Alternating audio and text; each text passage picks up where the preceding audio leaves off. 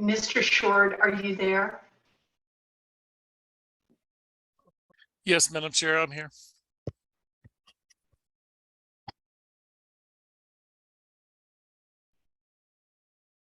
Mr. Short, can you hear me okay? Yes, I can hear you. Can you hear me? Yep, I can. I was just Okay. doing our usual sound check before the study session. Okay, we'll start promptly at 4. Thanks. Thank you.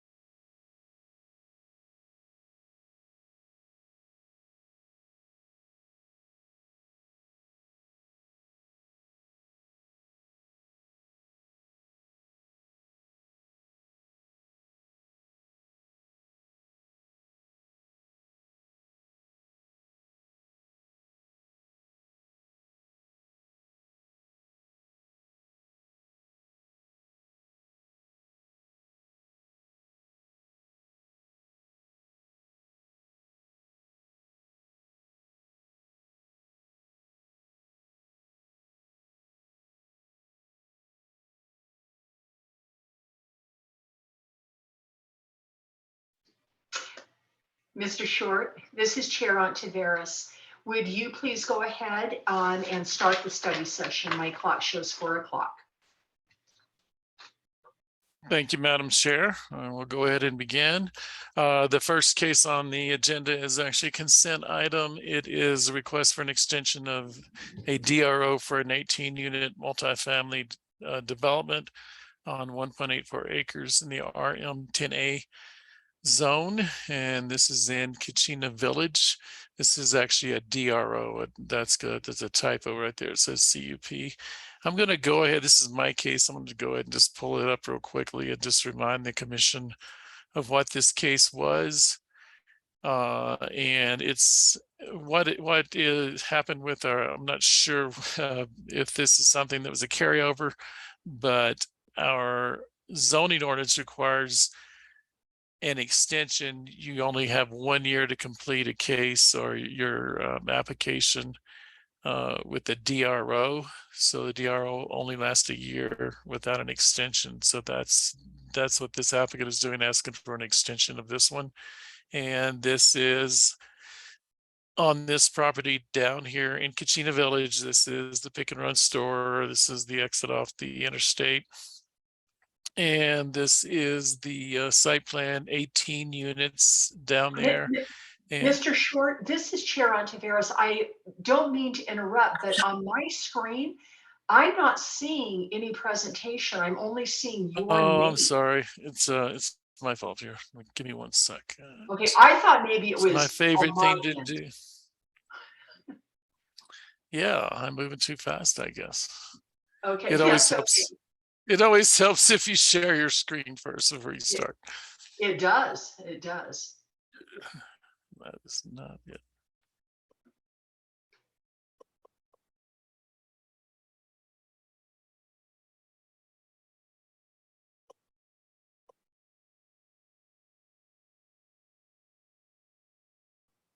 We'll back up a little bit. So this is the aerial photo again. This is the subject property.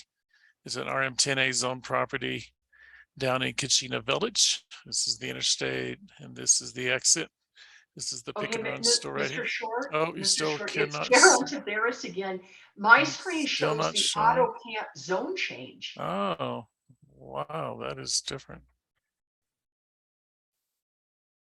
Make But sure the I'm good on the news right is one that you here. are sharing your screen now. It just appears to be blocked.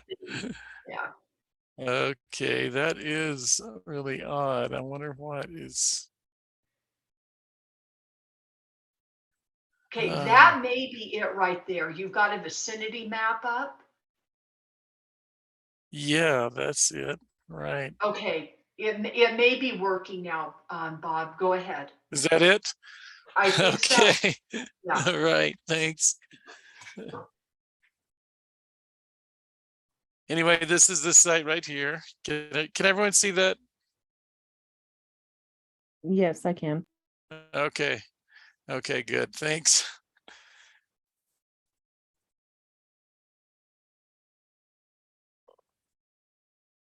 This is the site plan I was talking about, 18 units, and this is their landscape plan as well. So it's good affordable housing for Kachina. And then this is their building elevations. And this is these are their colors. So I just wanted to give you an idea of what you'd be approving the extension on, so you wouldn't have to think too much about it when it comes up, because it's only going to come up in probably a one-page note. Any questions on this case? Yeah, Bob, this is Sut. We had an issue about what we could do on consent items. Did we determine that we could kind of do, we could change things, or what was that determination? It was a little confusing to me.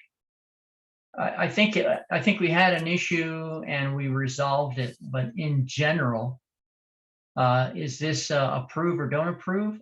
Can we add or delete conditions? What are our legal options here?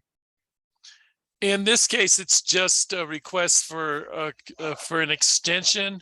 So you can't really add conditions to it. It's on the consent agenda because normally it's just automatic. You know, you either decide that they're eligible for an extension, you know, based on there's some criteria for extensions. And I'll look at that for DROs. We haven't done very many of these.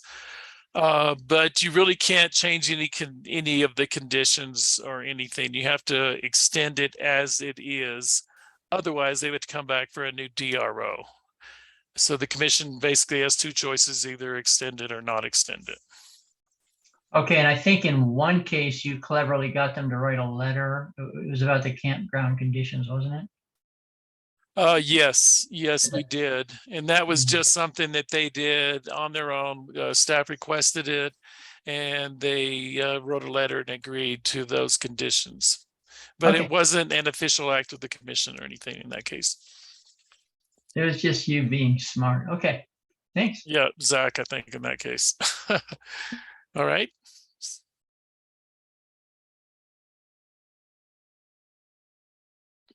All right, let's move on to the next case. These are the hearing items for next month. The first one is CUP 22042. It's a request for a conditional use permit renewal of CUP 01016 for a self-storage facility with modifications to allow retention of the existing color of the facility on a 3.18 acre parcel in this EG 10,000 zone. This parcel, this project or development's located in the Timberline area, and this is Kelly's case. Thank you, Bob. Good afternoon, commissioners.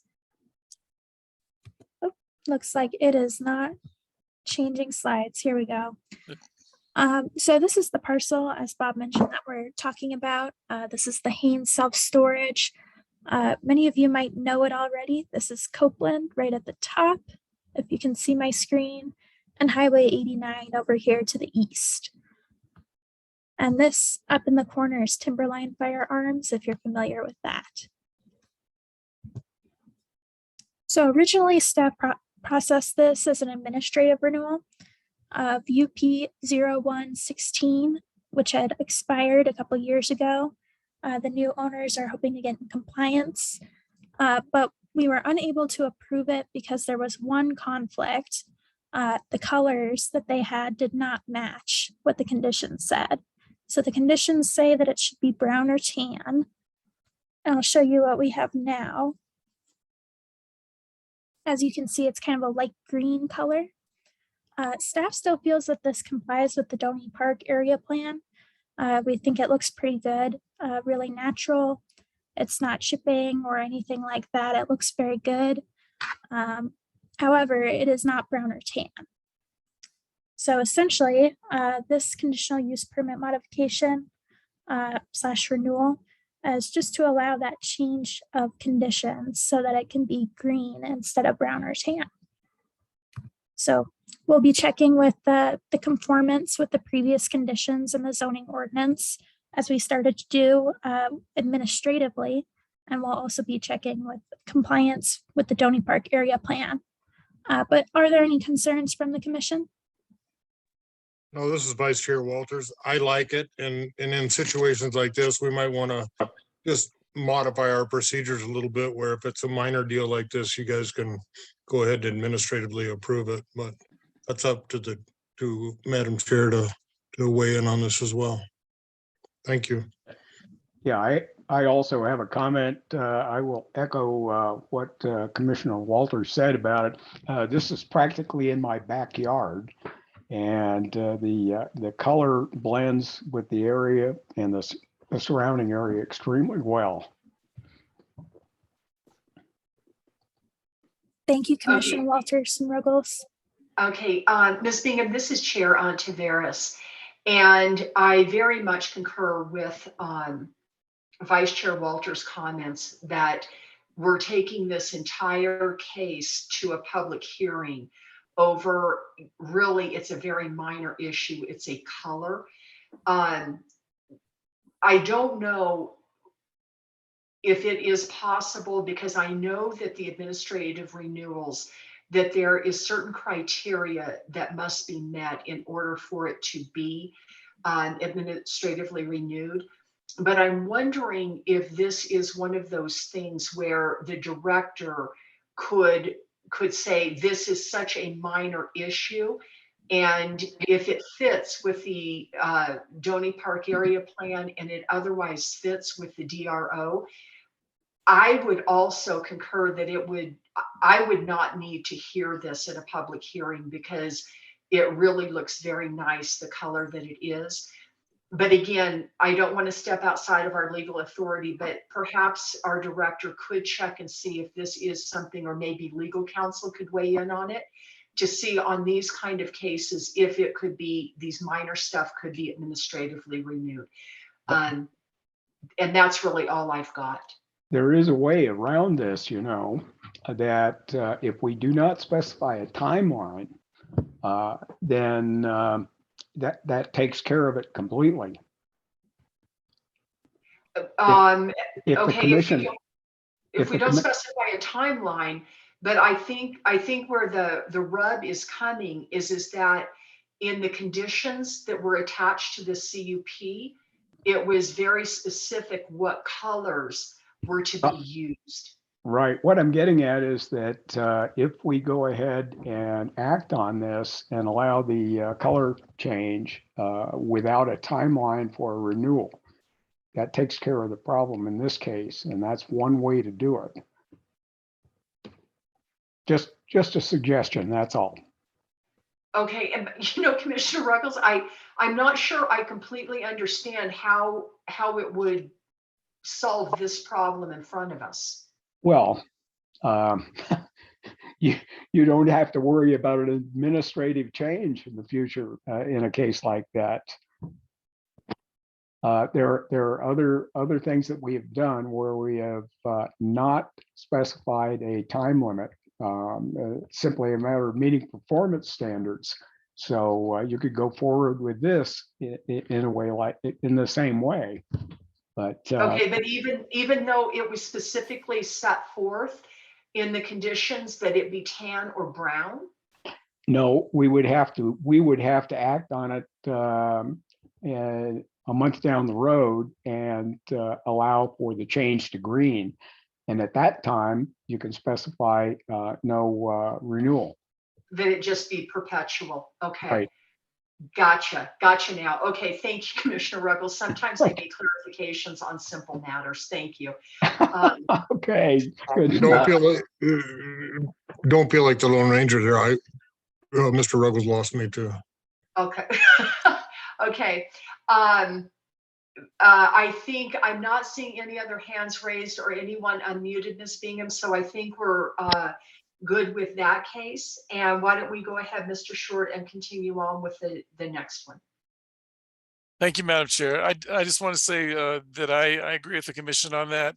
It was a very unusual circumstance in that it specifically said brown, and this wasn't like a DRO case, because in a DRO case, staff can, we can determine whether a color meets the DRO. They can change the color of a building.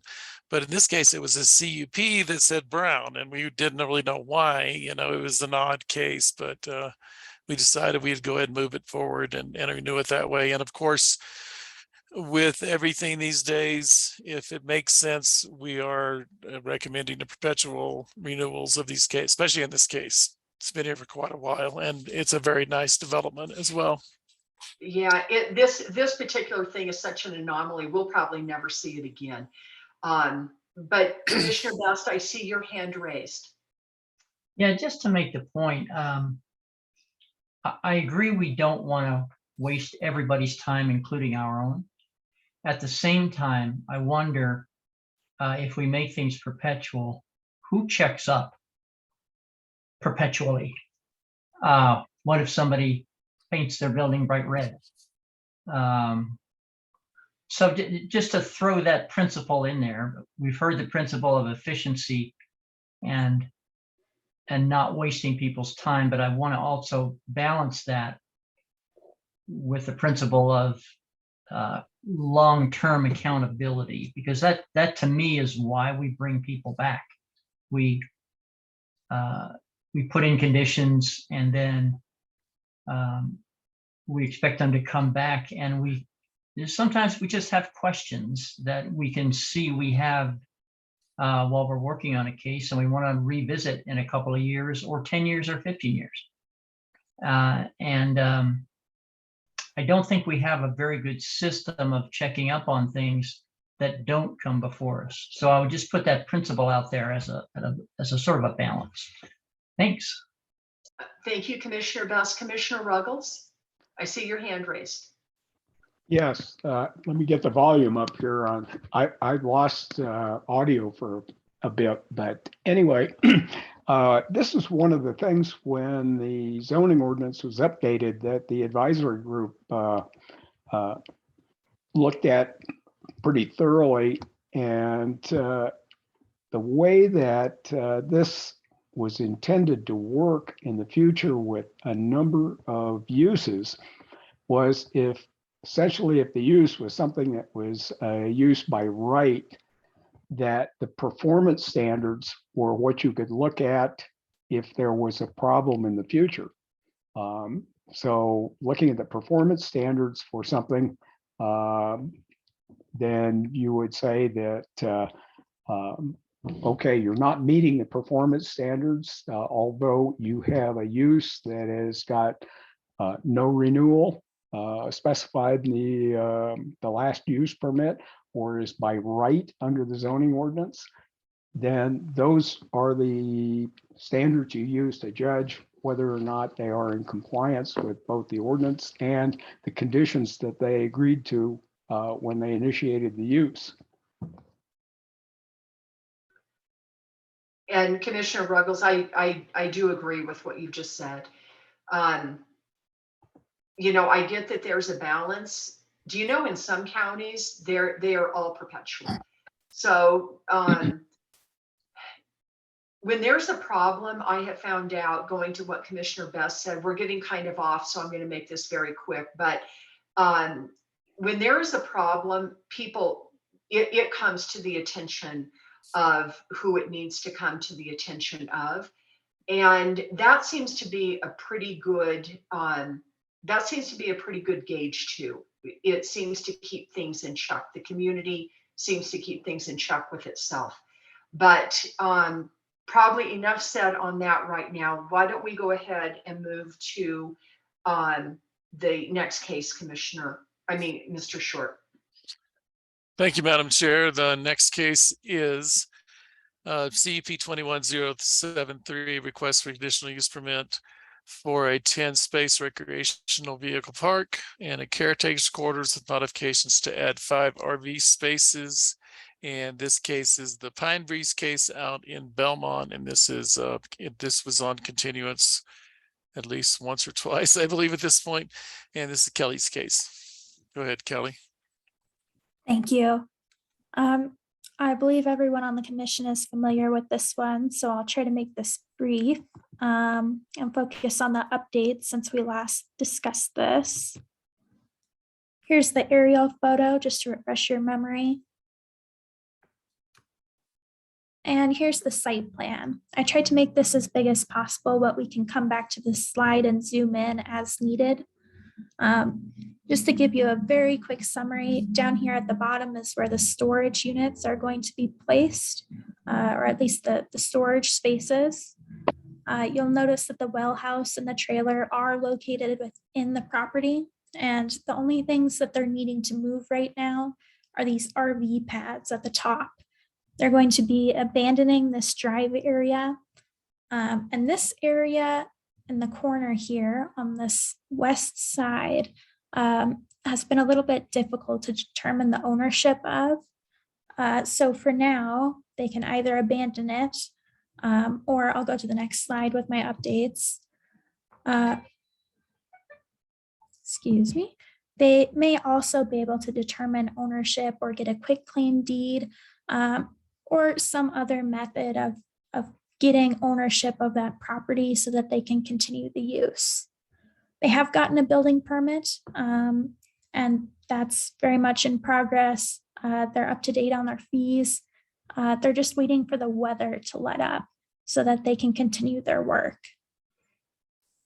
Staff is hoping, as is the applicant, that the RV pads will be able to be moved before the hearing, and staff will verify that.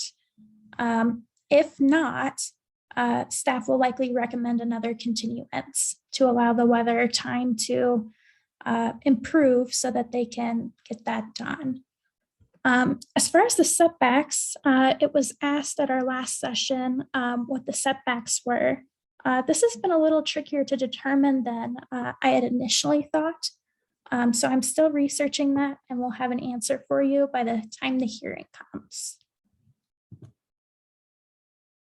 And I believe the question had also been raised about landscaping. I just wanted to give you an idea of what it looks like now, and I'll take another picture of it next week so that you guys can see what that currently looks like. This photo is from Google Maps, and it's a little bit out of date, but as you can see, it looks nice, and it's a very heavily treed property. And then just to refresh everyone's memory, I wanted to put up the proposed conditions from the February staff report. So I'll give you a moment just to look at each slide. I highlighted number 5 on this one. I wasn't sure if we wanted to do a perpetual in this case. Staff has discussed the potential of putting a 5-year renewal on it, or something along those lines. I also wanted to address that fencing was one of the conditions that we looked at in February. I wanted to highlight that and make sure everyone knew that that was something that was going to be conditioned. And I'll go to the next slide. Let me know if there's anything you want to come back to.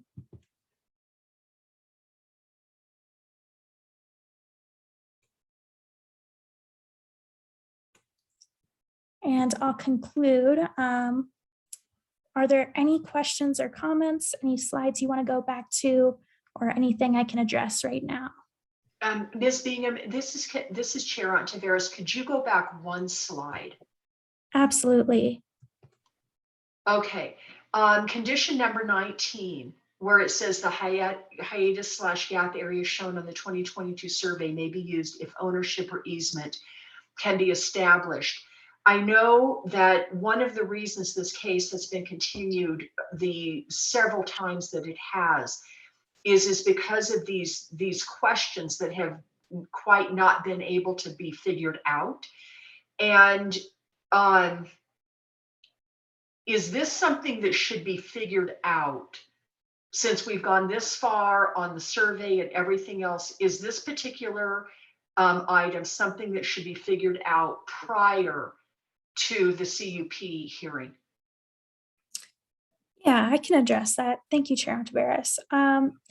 I would say that looking at the site plan, let me go back a few slides so that we can look at it together. Staff has determined that because the applicant can go in on the other side of the drive area and access the entire property that way, the hiatus gap area isn't necessarily needed for functionality of the property. So if it's something that they wanted to continue using, then I would recommend that they seek out a lawyer and find some way to get an easement or ownership. However, that process could take a long time. And given that they can access via this other drive, staff would recommend that they do that until they are able to establish ownership of this hiatus area. Okay, thank you, Ms. Bingham. Commissioner Best, I see your hand raised. Thank you, Madam Chair.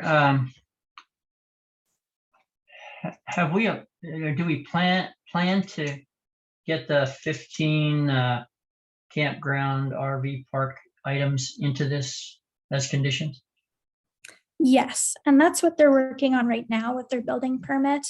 You can see some of these shaded areas that are a little more grayed out. Those are being moved onto the property. It's a little hard to see as is, but I can zoom in if you would like. But everything will be moved onto the property. Okay, and that would take care of the fencing because one of those elements is fencing. Correct. And frankly, the landscaping picture that you showed me was not too impressive. So I would want to see a landscaping plan. You know, I know it's been there a long time, but nevertheless, something a little more attractive up front might be nice. And as far as the duration of the CUP, I would certainly want to see it in 5 years because there's a lot of questions here. We want to make sure that the land that they occupy but don't own is restored and that sort of thing. So, thank you, Commissioner Best. I'll be sure to address the landscaping more thoroughly in my staff report. thank you very much. Okay, Vice Chair Walters, your hand is raised. Yes, I just wanted to answer a couple questions here that was asked by staff, and that's these areas that they don't have really worked out. It actually cuts a corner of that steel building that's there, I believe, and it'd be really nice to have a plan how we're going to work some of these issues out before we actually see this. I'm not saying that all of them have to be worked out. They just need to have a plan. And one of the things that they should probably consider is engaging with an attorney that has some experience in the small tract act exchange with the Forest Service, because this is one of those properties that is made for that. That act was made for this kind of a property, which has had some survey problems and different ownership deals. There's some trapped land here that really would go quite well with this trailer park facility. And I think that a good attorney could help them work through that with the Forest Service, and they could probably obtain some of this land from the Forest Service. But I'd like them to have a plan, and the only guy that I know that's done the small tract act stuff is Mike Mongini. So just you know, you might want to point your clients in that direction and see if they can get a little help on that. Thank you, Vice Chair Walters. I will say that it doesn't look like that the Forest Service actually owns this hiatus gap area. It's possible that they could, but the surveyor was relatively confident that they didn't. That being said, that sounds like a really helpful resource. Would you mind saying it one more time? Mike Mongini. Awesome. And I can give you contact information for him. He also represents Babbitt Ranches. So he's around, and he and I actually talked about this a little bit. So that might be a really good resource for him, and it would be real helpful, because this this is a little complicated, and Martin, when he was doing the survey on here, had a lot of trouble with it. So it's a challenging piece.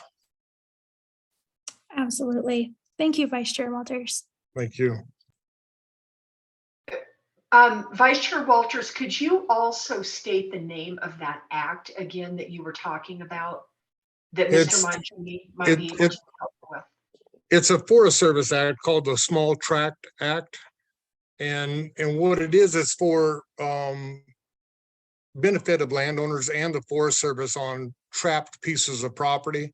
We did this at Foxborough Ranch, where they had some triangles sticking into the forest and another triangle sticking into Foxborough. And I worked with a gentleman who's now a consultant, and he's actually listed on here, Ken Jacobs. And Ken Jacobs is who I worked with. And there was another guy that did the Small Tract Act exchanges for the Forest Service. I'm not sure who that is now, but in talking with Mike Mangini, he thought he could help direct these people a little bit and maybe not represent them on this, but get them in touch with the right people and kind of help them get going. But it is complicated. And if you haven't done it before, it's really complicated. Okay, thank you for that. And I had never heard of that act before, so that's why I asked that you repeat it. So that's really valuable information. And Kelly, I think you've got some good information for the applicants there to help them, because that's what we would like to do. And I have all those forms and all that kind of stuff. I just don't know who the officer is with the Forest Service that does that. I'm sure that would be fairly easy to find, but to understand some of the nuances and talk the right talk with them, Mike Mangini could be invaluable to them to help them do this. Okay, thank you, Vice Chair Walters. Good information. Thank you. Okay, Ms. Bingham, I do not see any other hands raised or anyone unmuted. So Mr. Short, if you would please continue to the next item. Thank you, Madam Chair. The next item is ZC 2113, a request for a zone change from the general zone to resort commercial on a 160-acre parcel for the development of a 150-unit recreational vehicle park and resort with general store and clubhouse. And this property is located in the Williams area. Let me go ahead and this is my case. So let me go ahead and make sure I share my screen this time.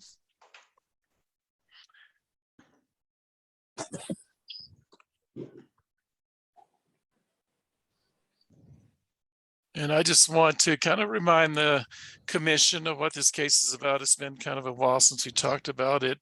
And the main issue right now that we're looking at that's been holding the case up. So this is the case, of course.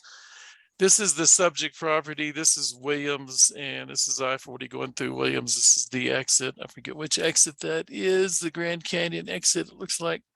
And this is the big Gonzalez property. It was slated for development, and now the owner has decided to actually protect the property and not develop it at all. So that's been pulled off the market as something that would be developed. So this is the subject property. You can see Cataract Lake Road going through here, and then Cooper Ranch Road coming up of Cataract Lake Road. This is Cataract Lake right in this area. So the big issue with this property is this piece right here, this piece of the access. So this is Forest Road 489A. It comes down and then goes to this day use picnic area for Cataract Lake. This is Cataract Lake, of course, Cataract Lake Dam. So that's a forest road, no problem with access there. The issue is with the red piece, and this is on forest land within the city of Williams. It was a special use permit dedicated to the county in 1947 for the purpose of building Cataract Lake and dam. And the Forest Service told us at some point several months ago that they did not, that this special use permit did not constitute legal access for either the subject property or any of the properties in this area. So that's been the issue that's held this up. The applicant at this point doesn't have legal access.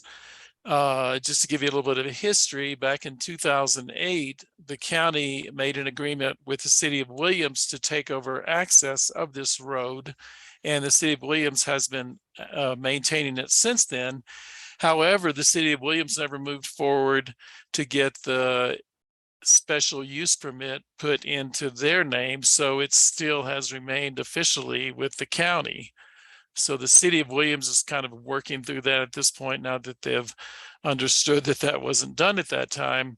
And the most recent communication I got today from the applicant was that the Forest Service has told them that they will not let them move forward, let the applicant move forward with their own special use permit, because they would like to provide the special use permit for the city of Williams.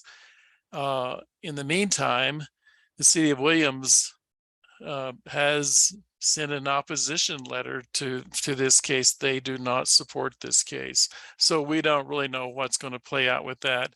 But at this point, it looks like the applicant will probably be asking for another continuance. And if they do at this point, the staff will recommend that to be a perpetual continuance that doesn't have a clear end date until they get ready to move forward.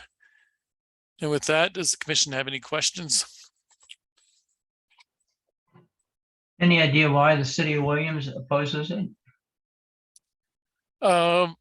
I'm really not sure. There's quite a bit of opposition to this. I'll just say I've gotten quite a bit of letters opposing this. So there are some citizens that don't want to see this go through. I think a lot of maybe some of the people that live up in this area, because it would have a little bit of impact on them. They actually passed a resolution at a city council meeting that they resolved to oppose this case. So that's where we are at this point. And Okay. Mr. Short, this is Chair Ontiveros. Just to drill down, specifically, what are the points of opposition? Like, I understand there's opposition, but what are the points of it specifically? From the people that live here, they see more traffic obvious on this road. That would be a lot of traffic, as you can imagine, 150 units coming in. They see, and I'll go back to the other map, they see fire danger. Actually, with this, in this particular case, the development would be up in this area, up in the forest, and there would be a road that went in this way into the development and came back out down here. So one of the concerns with both the Forest Service and with people in opposition to the case is that they wouldn't have an emergency access.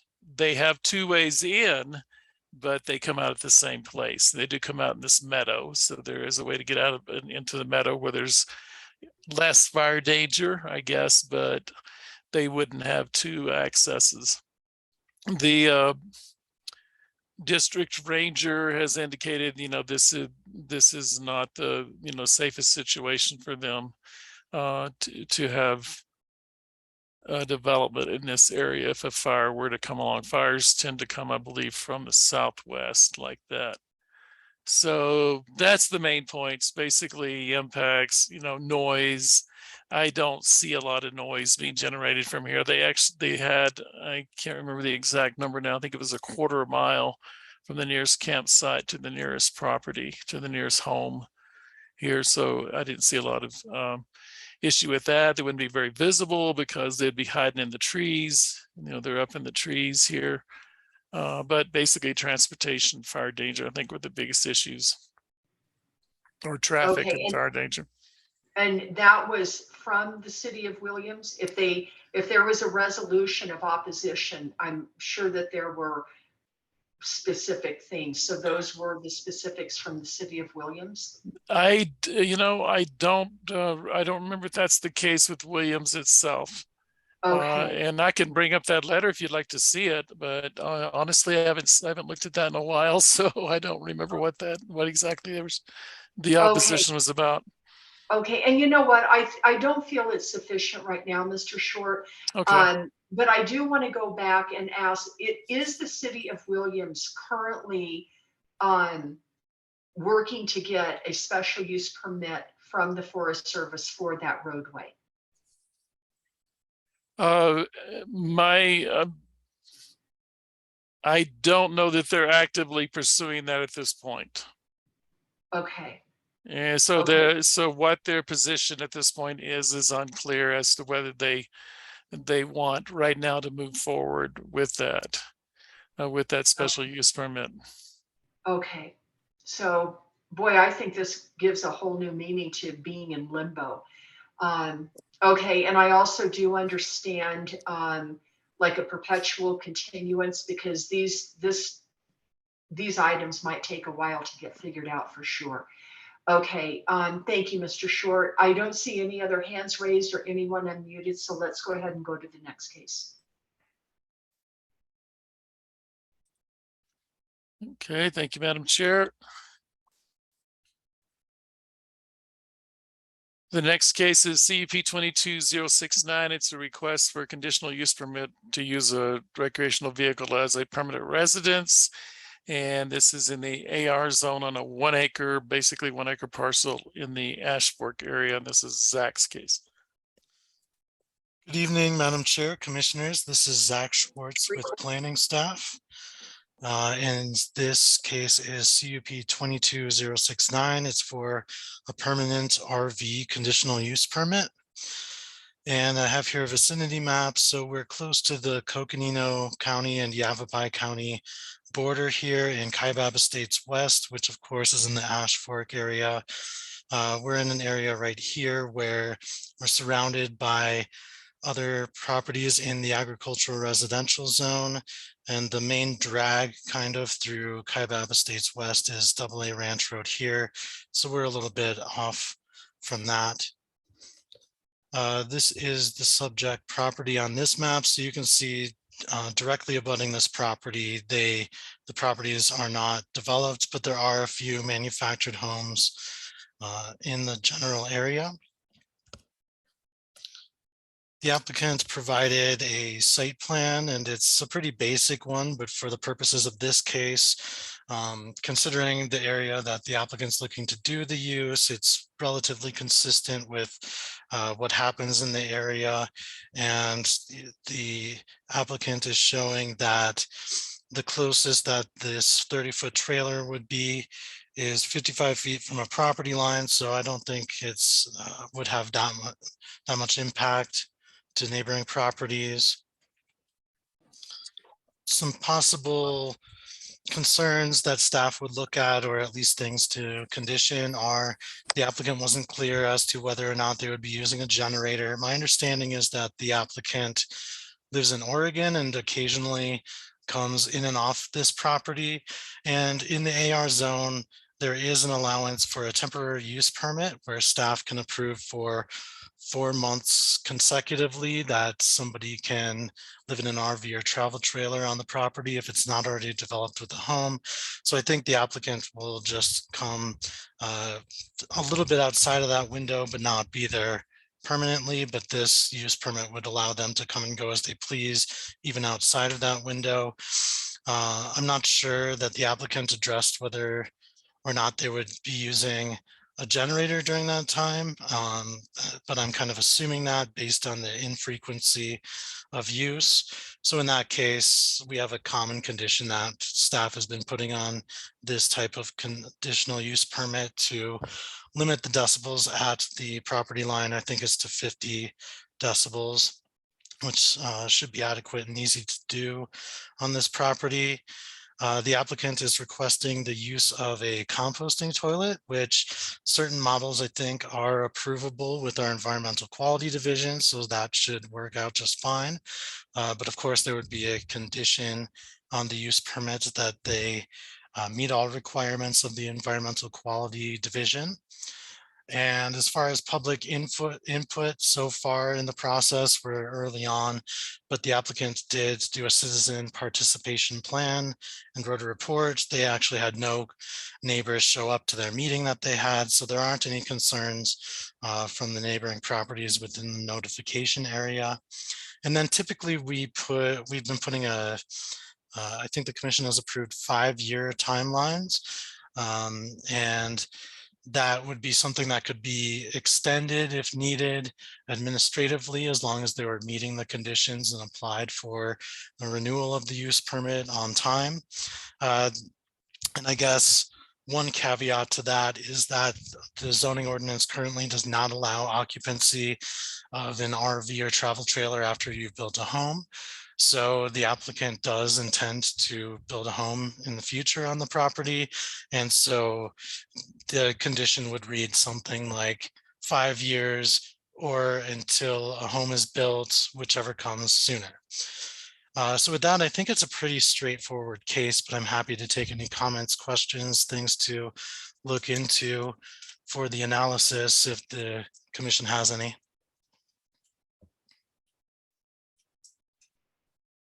Commissioner Ruggles? Yeah, just 2 things regarding the timeline.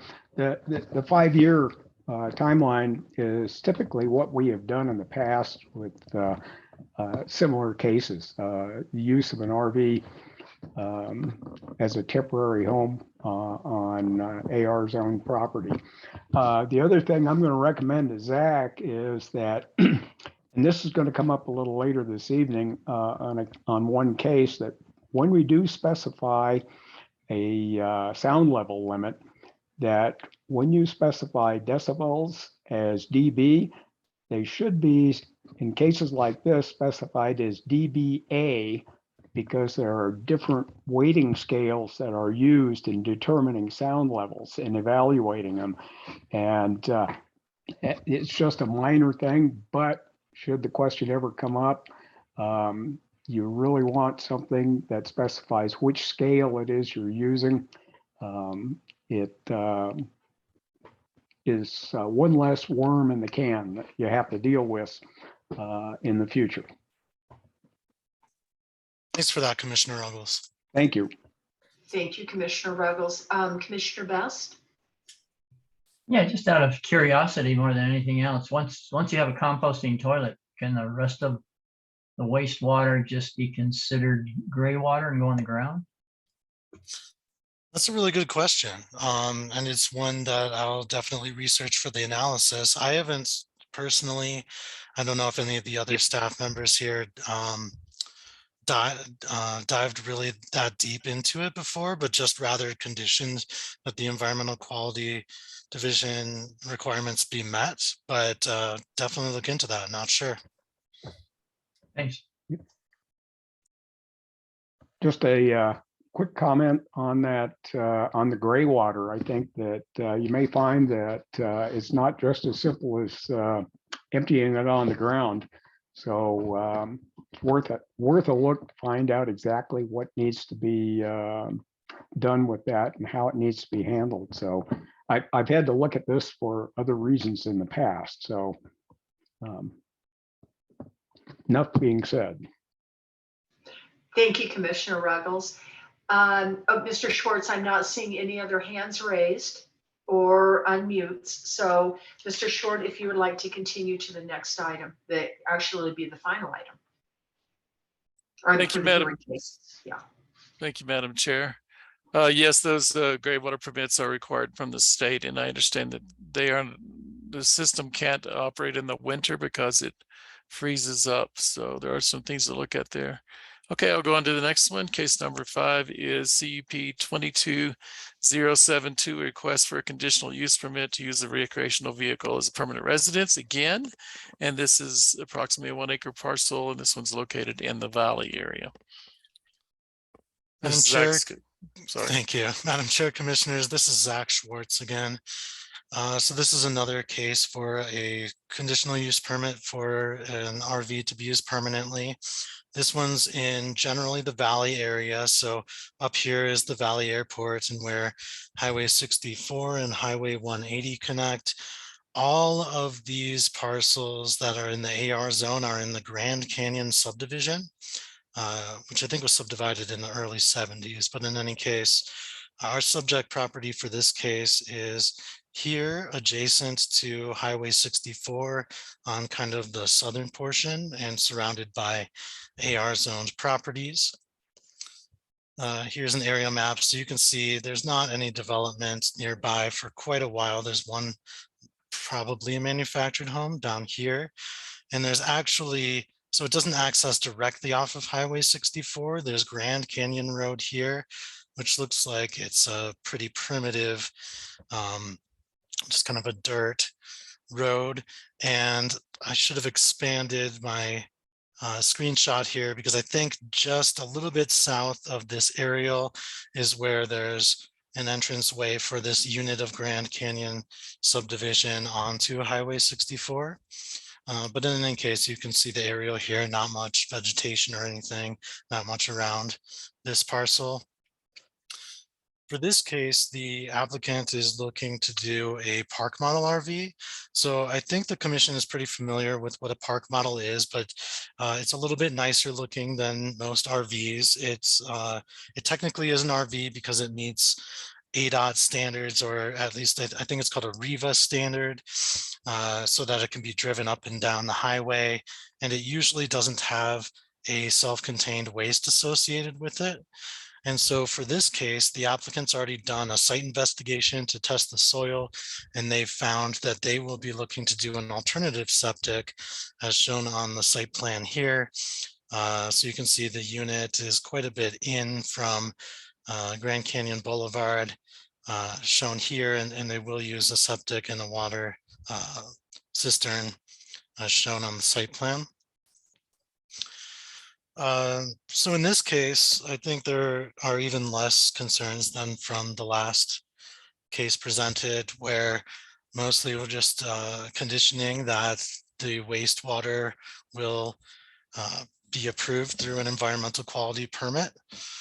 And it does fit the character of the area. It's a nice looking unit.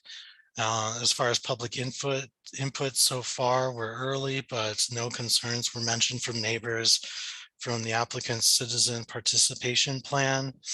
And again, I think we'd be looking at doing a 5-year timeline for this. I think in this case, there's not really a plan to build anything else in the future, but just maybe to check in on the conditions in 5 years. And then from there, staff can administratively extend that time period if everything is met and everything's looking good.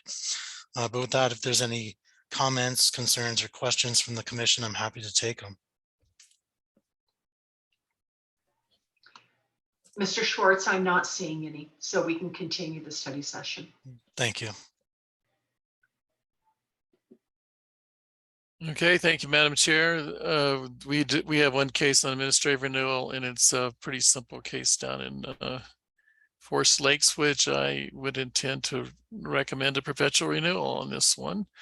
And the next thing on the agenda after that is a continuation of Planning Zoning Commission Regional Plan SWOT exercise and ranking.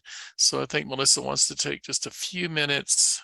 Let me see if she here. I'm here. Mhm. There you are. Okay, good to see you on my list. To go over this exercise with the commission. Yeah, thanks, Bob. So commissioners, you should see in the chat, I put a link back to the map. It's called a group map site that you worked on previously to put your thoughts in, your ideas about strengths, weaknesses, opportunities, and threats on the regional plan and the update that we are embarking on. So if you could all just take a moment, click on that link. You should be able to bypass the request for a password and get right back into the map. And let me know when you're there, and I'll go ahead and share screen as well.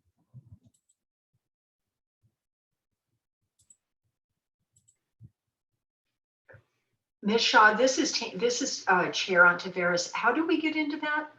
Do you see in the chat, I put a link? It's at Okay, near the top of the chat, I think. okay, let me look for that. Go ahead and continue though. Right. Well, I'll just give you all a minute to get into the actual site. Okay, so you know what? I'm looking at my chat. Okay, let me get And back it says to the it. group map link is only for the commissioners to use. Commissioners should be able to bypass the login. I'm not seeing a link. Go further up into the chat. It was one of the first, it was the first chat message. I am at the top of my chat board. You're not seeing it? Okay, let me Yeah, go. it won't go up. Okay, Yeah, okay, sorry. you Let me posted repost it. Yeah, you posted it prior to several of them joining. So there was Okay, an earlier okay. chat. And Although I'll I can't access it. It's not letting me bypass the login. try it Okay, again. now it came up. Okay, so I'm going to click on that. Okay, so it says you are leaving Zoom.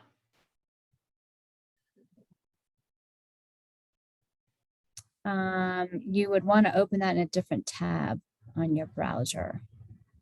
You know what, Ms. Shaw? What I'm going to do is I'm just going to follow your presentation. Okay, well, so you see these are the items that you worked on previously. And can anyone else get in? Tiana, can you get into the map? I was not able to get in. It was just prompting me for that login and there was no way to bypass it. No way to. Well, and bypass what it does, it gives it. us Sarah Dector's login deal, and they're looking for her password. It's so So strange. that's where we stopped. Okay, so, and there's no way to continue that, right? To just, No, ma'am. okay. That is very, well, what we could do, yeah, this is going to be difficult because you can see where you left off. There are a lot of ideas here. And this is I'm just going to go on mute for a second, if you don't mind, and let me get some technical help with that. Would that be okay? It's just now 4:55, so I think we're doing okay with time. Sure. Thanks.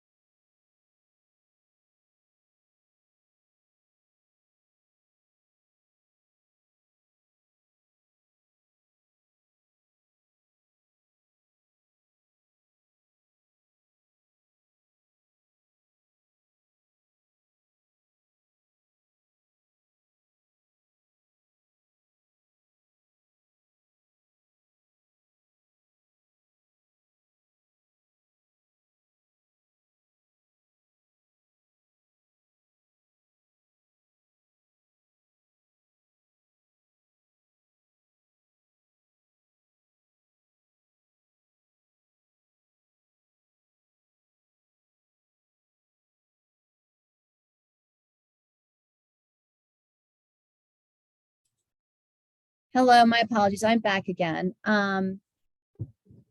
Let's try this again. If you click on the link, can you hear me, Chair Ontiveros? Yes, we can hear you. And then there should be a question underneath continuous Serradector, not Serradector. If you click on that, then just continue saying next, and then continue saying next, and it should get you in there. And I can demo that.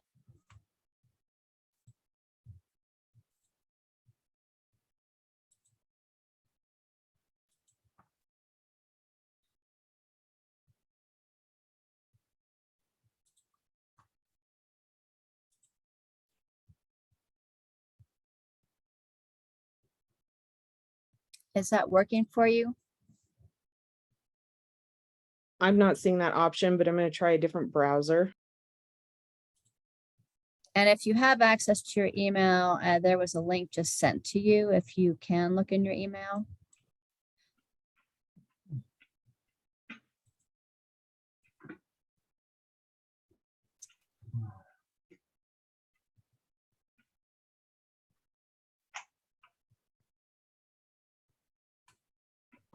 Ms. Shaw, what Yes. are we going to see if we open that link that we're not able to see if we see the screen you're presenting?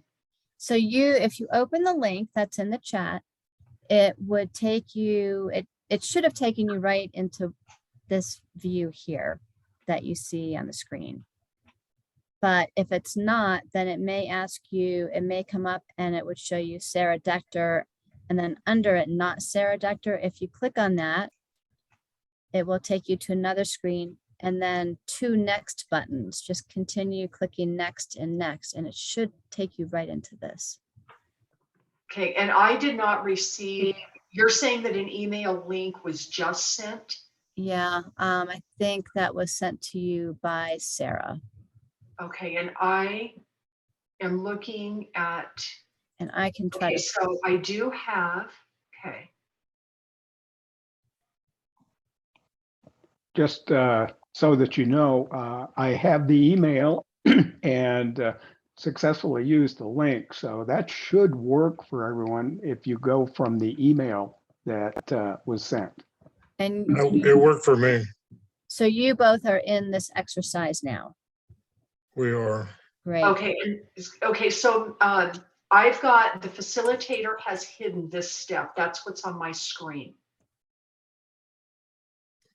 I'm sorry, and it says what? Okay, so it says brainstorm, let's brainstorm. Yeah. And then in the lower part of that, it says the facilitator has hidden this step. Do you see at the top the where my cursor is, where it says rate? Click on the rate tab. Okay, hold on. Hold on. Top left. Right.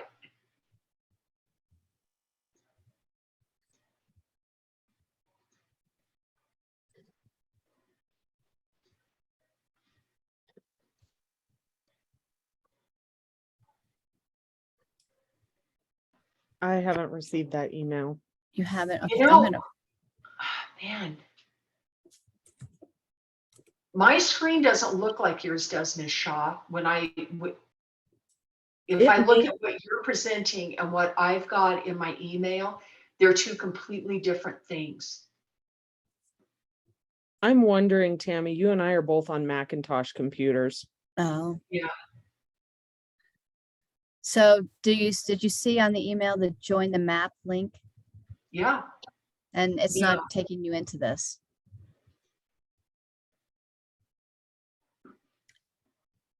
Tiana, I just forwarded it back to you. And you should be able to click on the join the map and get into this.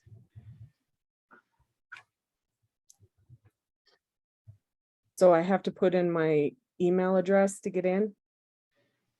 If it's asking you to do that, try your email address because it should remember you from last time.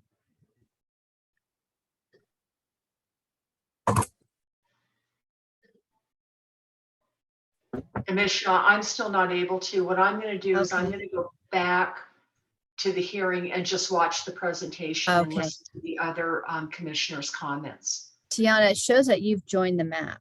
Yeah, I just got in. Okay.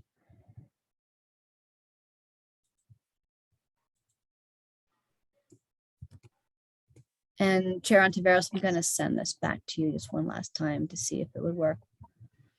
So for those commissioners who are in here, if you click on the rate tab at the top, it will bring you into the screen. And then you can use this bubble to rate the importance up to 10 being the highest. And you can see there are a number of strengths, weaknesses, threats, and opportunities that have been entered in between the Coconino County Planning and Zoning Commission and the City of Flagstaff Planning and Zoning Commission relative to the strengths and weaknesses of our current regional plan, and then opportunities that we see for the update of the new regional plan, and then some what we would say are possibly threats or limitations or barriers to developing the new regional plan. So you can start going through these and ranking these in order of importance. Again, number 10 being the highest. And there's no need to save it. It will automatically save your ranking. And you may need to pull this bar down to get to the bottom of each section.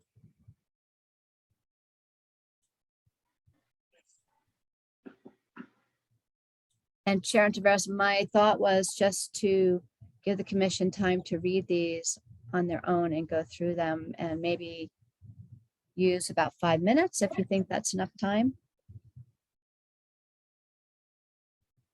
Okay, Ms. Shaw, it's 5:06. Let me ask Mr. Short, how much time do you feel is needed to continue the Community Development Department update? It doesn't look that onerous to me. Madam Chair, it doesn't look that onerous. There's only a few things on there, unless there's, more commission staff roundtable things to talk about. Otherwise, not very much. 10 minutes maybe. Okay. All right. Then we will, Ms. Shaw, what we will do is we'll come back to this in 5 minutes. So it's 5:06. At 5:11, we'll come back, and then we'll kind of wrap this up in 9 minutes, so we still have time to complete the study session.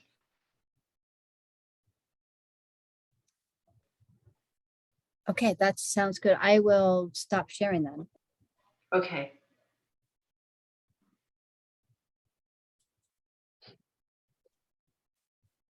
Okay, thank you, Madam Chair. We'll move on then. So the recruitment for this, I don't see Jay here. He might be able to give us more information. But I'm here, Bob. oh, there you are. Okay, I didn't see your name anymore. Late. Okay. Yeah, thanks, wanna- Bob. Good evening, commissioners. So number of recruitments ongoing. The assistant director, we received one that met the minimum qualifications on Friday, but no leadership experience. I haven't even looked at it yet, but doesn't look feasible from an initial glance. Environmental engineering supervisor, we received one applicant who does not meet the minimum qualifications. That's going to be a tough position to fill. We have a term limited inspector and a term limited plans examiner that we've received several applications for both. So that's encouraging. And then the hydrologist, we have, I think it was 5 or 6 applicants, and I believe they're interviewing 3 or 4. So we're having some progress with recruitment, some not. The MIS grant, which, as you know, is the follow-up to the JLIS, sort of formerly known as the Joint Land Use Study Implementation Grant, that's starting to pick up speed again, thankfully. We're starting to get some deliverables coming through for review, and hopefully we get that thing wrapped up sometime in the fall. And with that, I'm happy to take any questions.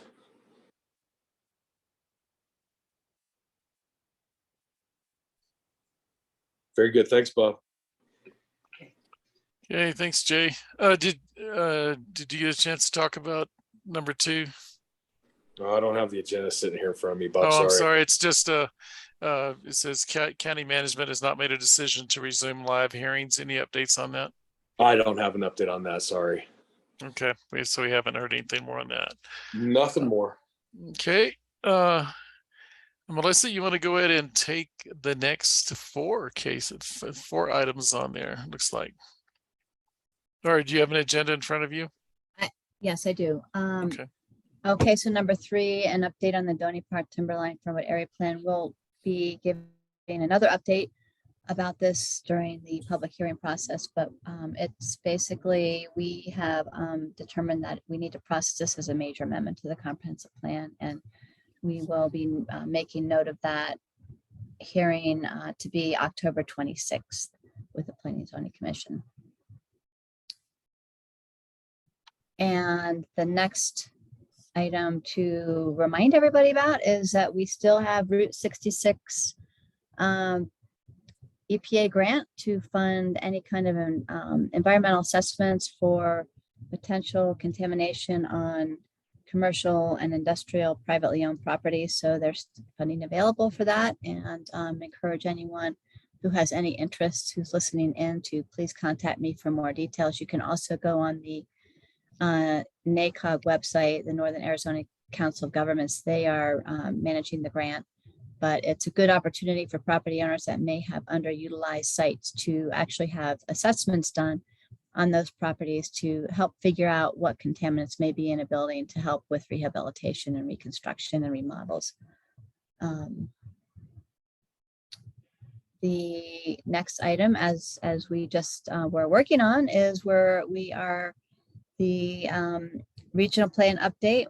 The Flagstaff regional plan update has been launched. It's in full swing, and once we get back to the ranking of the SWOT analysis, you will soon see that there are workshops that are being scheduled throughout the region, and they will start in late August. The first one being August 22nd out at Ponderosa, out in Belmont at the Ponderosa Fire Station there. So those are the visioning workshops starting to take place all around the region. I believe there are around 10 of those that are scheduled through November to try to do a deep outreach into the communities and get people in the different parts of the communities to, come to a workshop, do some fun activities, and log in and document their ideas for a vision for the future of the region.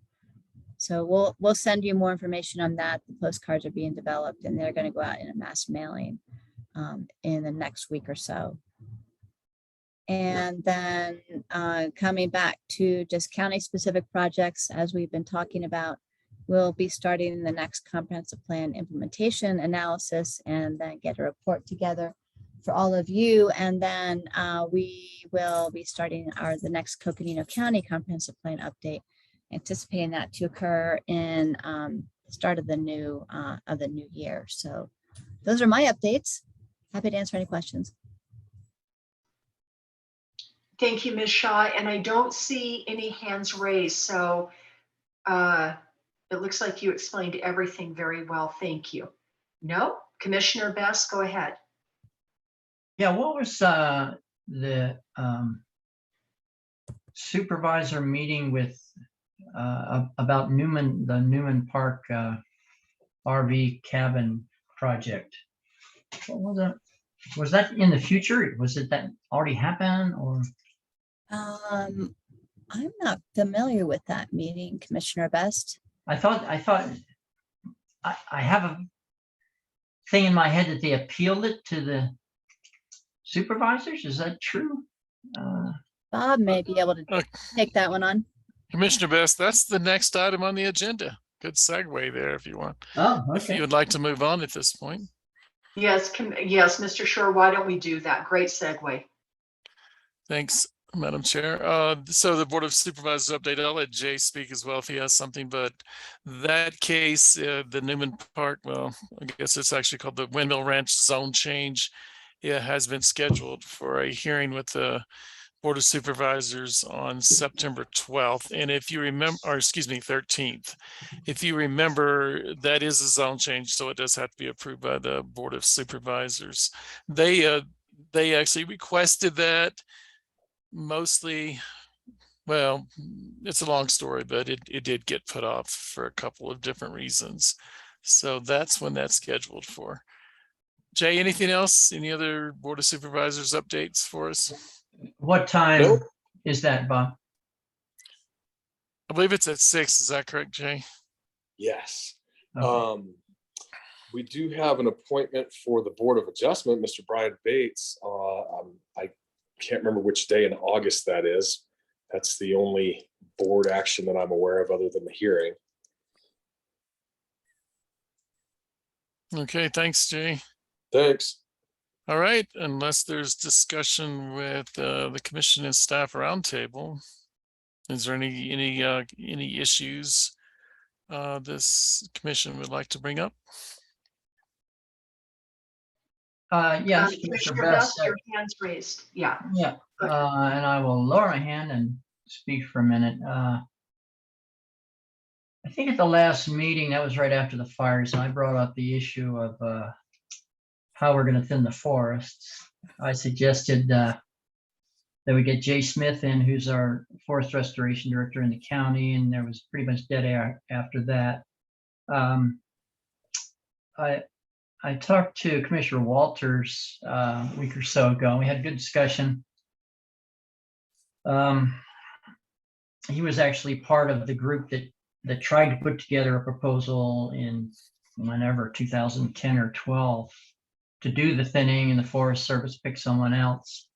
And so I've been trying to get my head around what we're going to do to stop this.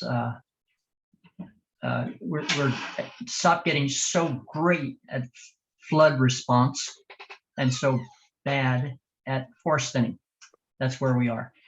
I wanted to point out that in the Coconino County summer report under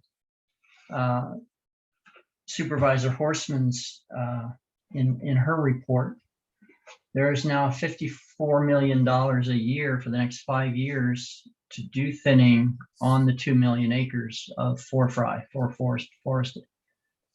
initiative, for forest restoration initiative. And the first year is supposed to be focused in our area on Bill Williams Mountain, Mormon Mountain, and the Rio de Flag watershed. So I just wanted to pass on that good news. It's honestly, I've had a hard time watching Doyle burn and watching Weatherford Canyon burn and not being able to do anything about it. And so it looks like that is good news. And I hope that as part of the regional plan update, we get Jay Smith in, and I believe his counterpart at the city would be Neil Chapman. I forget his title exactly, but I believe it's parallel to Jay Smith. Get those two gentlemen in and make sure we have a very robust plan to thin the forest so that we don't have to be flood control experts. I know we're very, very good at it, but I'd like to be less good at it, frankly. Thanks. Thank you, Commissioner Best. And now that we've completed every other item, Ms. Shaw, if you would like to, we've got about 10 minutes. If you would like to go ahead and continue your presentation. Thank you. Yes. And I would like to just follow up quickly on Commissioner Best's comments about the regional plan and show you all the webpage, or rather the website for the regional plan. And I will put this in the chat, but there's a lot of information here, and we'll get that workshop schedule up here soon. But I'll go back to the group map and wanted to ask if everybody has been able to get into this. The commissioners only, please. This is Commissioner Best. I have not done it. I have not been able to bring it up. And even if I could, I can't really follow what's going on here and do that at the same time. So. Okay, so we were going to just take a pause here and let the commissioners, I was not going to talk through all of these. I was going to just let the commissioners read through these and then do your individual ranking. And that would just be the conclusion for this exercise. And can we do this at a later time? Do it individually, do you mean? Yeah. Somehow send it to you. It just, I would really like to get into this. I don't even know how many there are, but there must be 30 or 40 things to go over here. Yeah, I did not count. There are quite a few. I think that we've done all of these in group settings with all of the different commissions. And I would need to give it a little bit of thought about doing it individually, because we did put this on your study session agenda as a group exercise. So that would be, I think, the one word of caution there, that we wanted the commission, even though you're not really talking about it, you are doing this as a group at one time.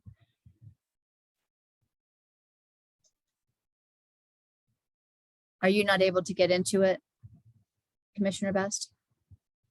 I haven't so far.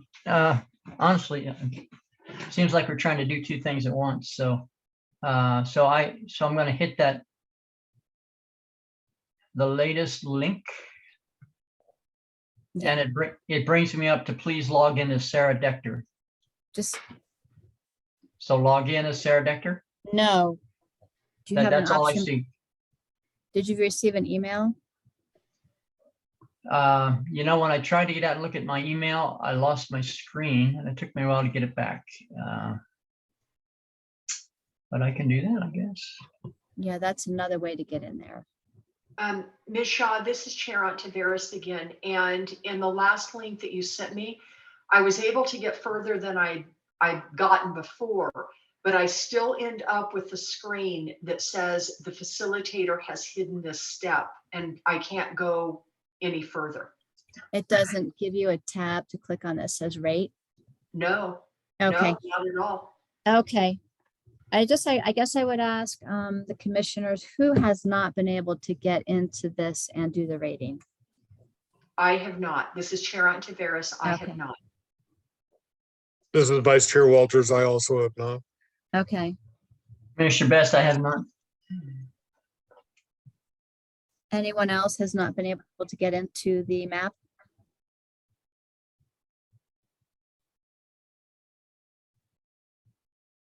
Okay, we'll get back to you then. For those of you that are ranking, Chair Ontiveros, I don't know how much more time you want to leave for this exercise, but for those who are able to do the ranking, it would be a good idea to let them finish, and then we can send it to the three of you who have not been able to get into this and hopefully make it work. If you would like to continue with the ranking, if you would rather not, just let me know.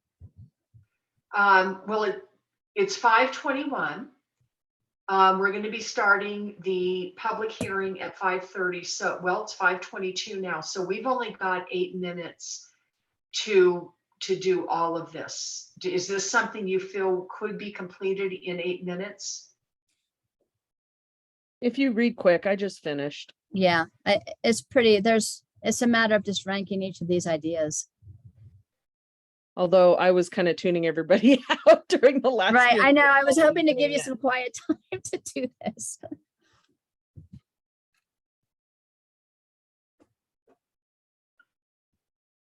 Ms. Shaw, after everybody, actually, let's see. Commissioner Clifford, I see your hand raised. If we do this in the future, like tomorrow, because I'm limited on actually time on my computer here and bandwidth, will it save my answers or my comments on this for the future? Or It will save your comments. There's no need to save. It saves it. okay, I'm going to have to do this later because I'm losing time on my computer real quick, Okay. having so much stuff open. Okay.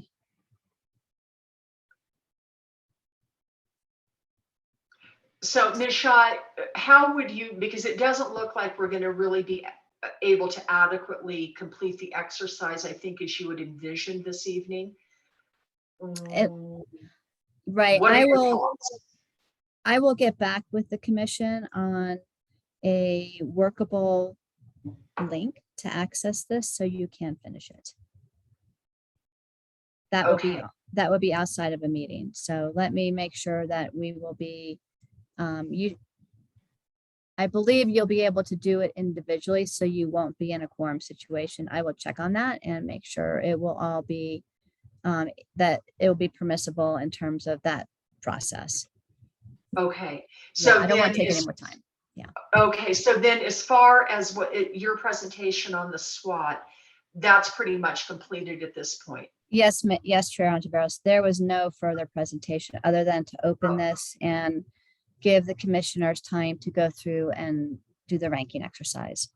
Okay, okay, thank you for that. Then I will just note that we have completed the study session agenda, and it's 5:24. The public hearing will start at 5:30. So at this time, why don't we take a break and we will start promptly back at 5:30. Commissioner Clifford, your hand is still raised. Did you have something further?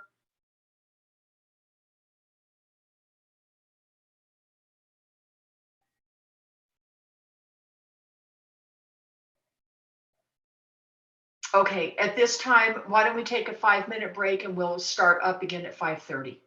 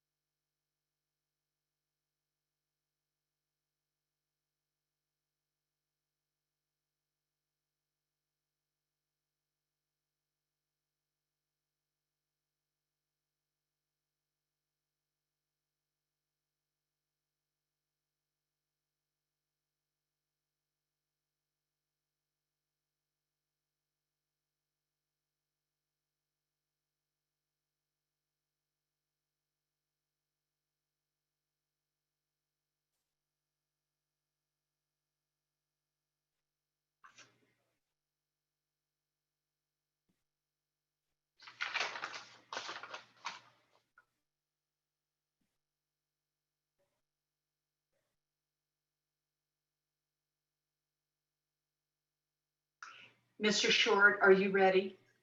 Madam Chair, I am here and ready to begin.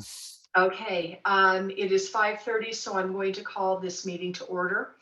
Welcome to the July 27th, 2022 meeting of the Coconino County Planning and Zoning Commission. Cases will be heard in the order they appear on the agenda. Following the staff presentation, the applicant and/or the applicant's representative may address the commission. As an applicant, if you agree with the staff report and have no additional information, please feel free to keep your comments brief. Any relevant comments are welcome. Following the applicant's presentation, I will make a call to the public. If you wish to address this case, please state your name and address. We ask that your comments be limited to 3 minutes or less. Comments must be relevant to the case.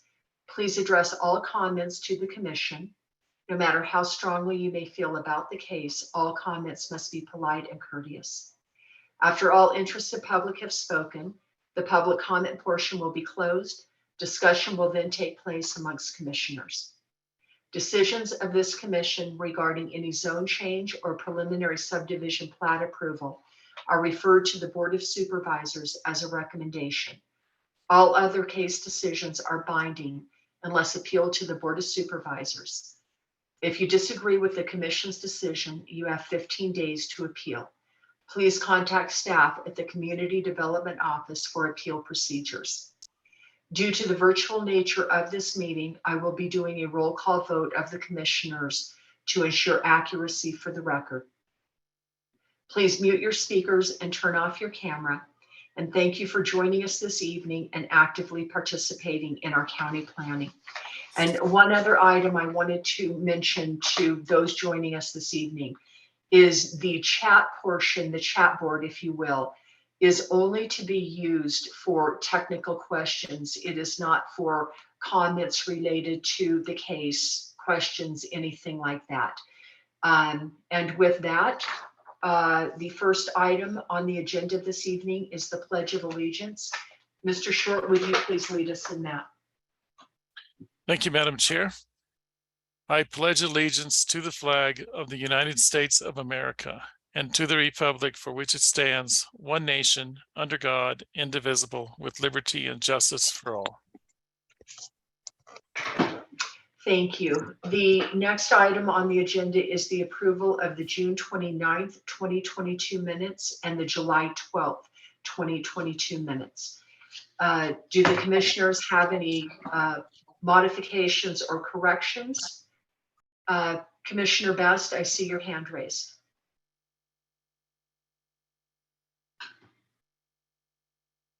Thank you, Madam Chair. On page 16 of the, excuse me for a second.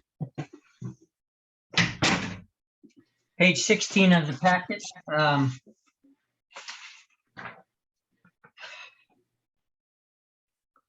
This is comments on the commission comments on the CR bar Solar K from last month.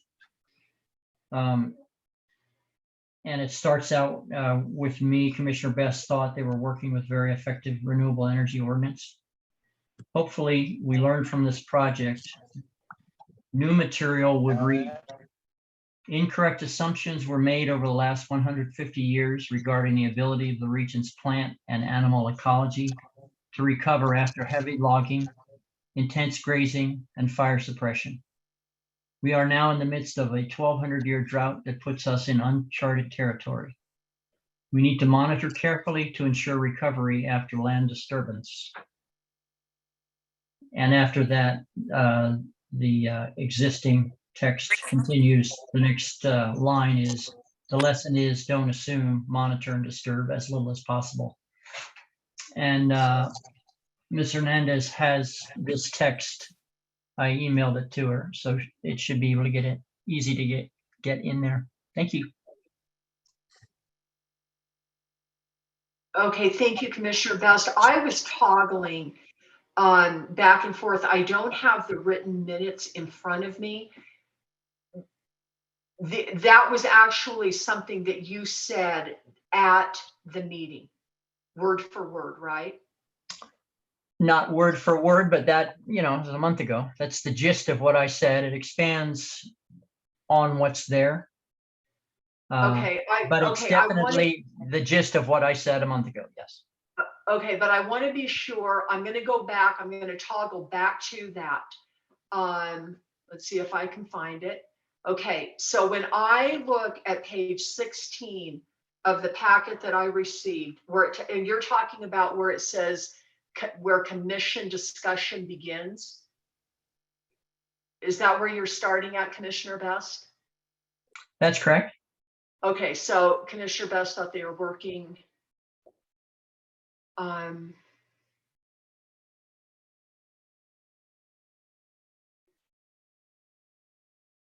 Okay, so you're adding all of that in. You don't feel that that it was captured in what Ms. Hernandez put in here. I think it was a very important point to me. And so I want to get a little more expansive description of what I said. I said actually quite a bit more than that, but I think that's a good summary of the points that I made. Would you like me to read it again all the way through? I Please, do. no. What I don't want to do is I don't want the meeting is recorded. And so Ms. Hernandez had those comments. I guess I don't really have a problem. It's just, I guess I just don't want to rewrite the minutes is what I don't want to do. Nor do I. So if I would like, I have no problem with that, but I would like Ms. Hernandez to make sure that the comments that you put tonight are definitely parallel with what was spoken at the public hearing when we had this case. Okay, how would you like to do that? I guess that's going to go to Ms. Hernandez.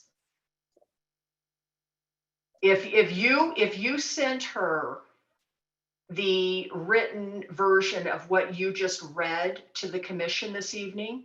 And I did, and she responded, so I know she got it. Okay, and I would think that she could look at your comments that you sent this evening and what the recorded words were. And I just want them definitely to parallel. I don't want there to be a change in the original meeting comments is what I'm saying. I'm quite sure it's all in there. Does that mean you want to not approve the conditions tonight? Or the minutes? I mean, yeah, the minutes. Because frequently you don't do that for 2 months, you know, sometimes it just doesn't get done, so. We could do it next month. Yeah, I would actually like to see that in writing. I'm just very particular about this kind of stuff, so I would like to actually see that in writing. And then we can approve it at the next one. So I guess the approval of the June 29th, 2022 minutes, we'll have to, I guess, make a motion to continue to approve those. Am I right with that, Mr. Short? And then we can approve the July 12th, 2022 minutes.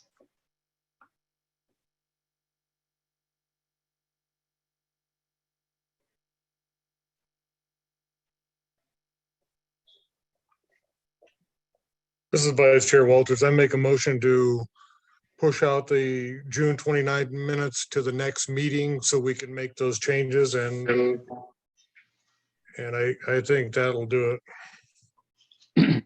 I'll second Commissioner Walters' motion. Okay, so I have a motion to continue approval of the June 29th, 2022 minutes by Vice Chair Walters and a second by Commissioner Ruggles. All of those in favor, please say aye. Commissioner Burton? Aye. Commissioner Best? Aye. Commissioner Ruggles? Aye. Vice Chair Walters? Aye. Commissioner Clifford? Aye. And this is Chair Ontiveros, and I also vote aye. So the approval of the June 29th, 2022 minutes will be continued to the August 31st Planning and Zoning hearing. Let's move to the July 12th, 2022 minutes. I'll This is take a Vice motion. Chair, Vice Go Chair ahead. Walters. I'd like to make a motion of approval of the minutes for the July 12th, 2022 meeting. I will second that motion. Okay, I have a motion for approval of the July 12th, 2022 minutes by Vice Chair Walters, a second by Commissioner Ruggles. All in favor, please say aye. Commissioner Burton, Aye. Commissioner Best, Aye. Commissioner Ruggles, Aye. Vice Chair Walters, Aye. Commissioner Clifford, Aye. and this is Chair Ontiveros. I also vote aye. The minutes of July 12th, 2022 have been approved. The first case on the public hearing agenda is case number AM 22004. Ms. Shaw, I know that this is your case. And so what I'm going to do is I'm going to ask if you and or our legal counsel, it sounds like a determination has been made that this will be a major amendment requiring it to be heard at the August 26, 2022 hearing. If that is the case, do we do a motion to continue this case at this time?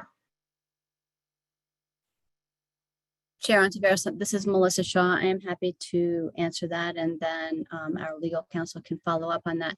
There would not be a continuation of this. We would renotice this as a major amendment. It was noticed as a minor amendment to the comprehensive plan. Because it's a major amendment, we will renotice it as a major amendment for your October 26th hearing. Okay, thank you. Does legal counsel have anything to add? Chairman Ontiveros, no, nothing at this point. Most of this summed it up well. This was determined by staff in conjunction with my office to be a major amendment. And so renoticing is necessary instead of a motion.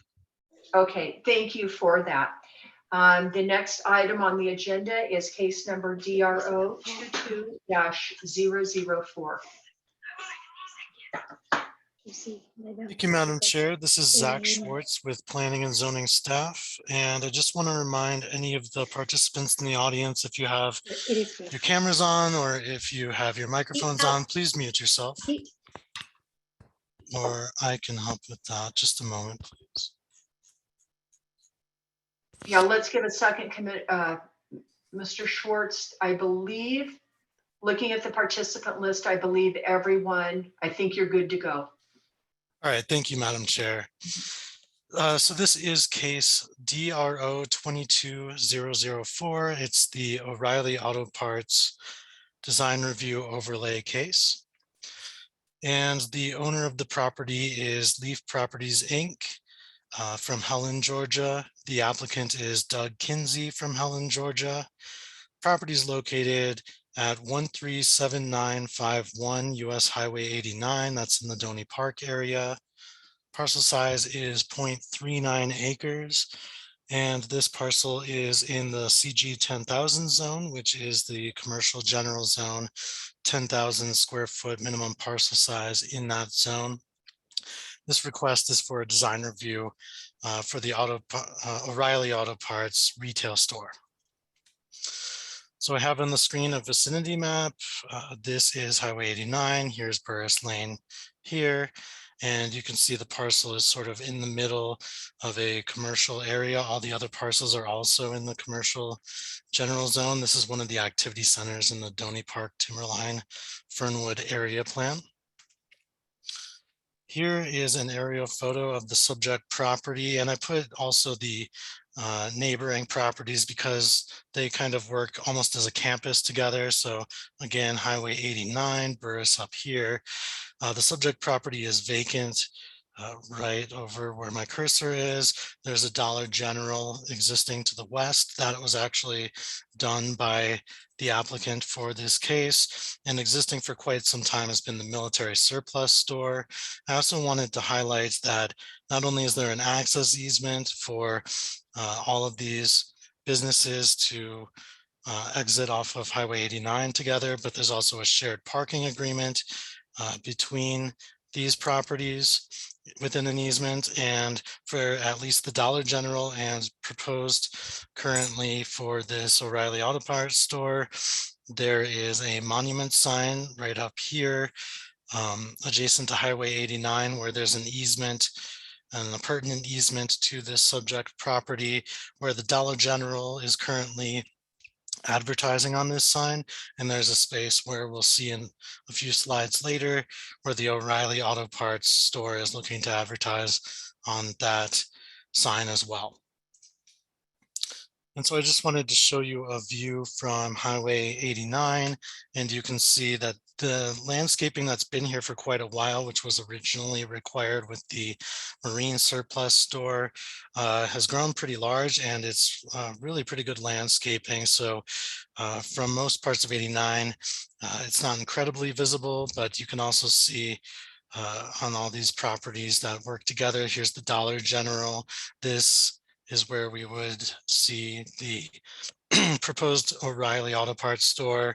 Here's that shared sign, and you can see that it's got a base with a stone veneer here, where O'Reilly Auto Parts would use part of that sign to advertise there as well. And here's the surplus store. For just a general description of the requested building, it's a 7,000 square foot retail structure, and I did discuss the shared easements already. Also notably, there's a wastewater easement that Dollar General shares with O'Reilly. But for this decision tonight that the commission is making, some of these are a little bit irrelevant of points, because the commission is just looking at the aesthetic aspects of the project. The use is permitted by right in the zone already.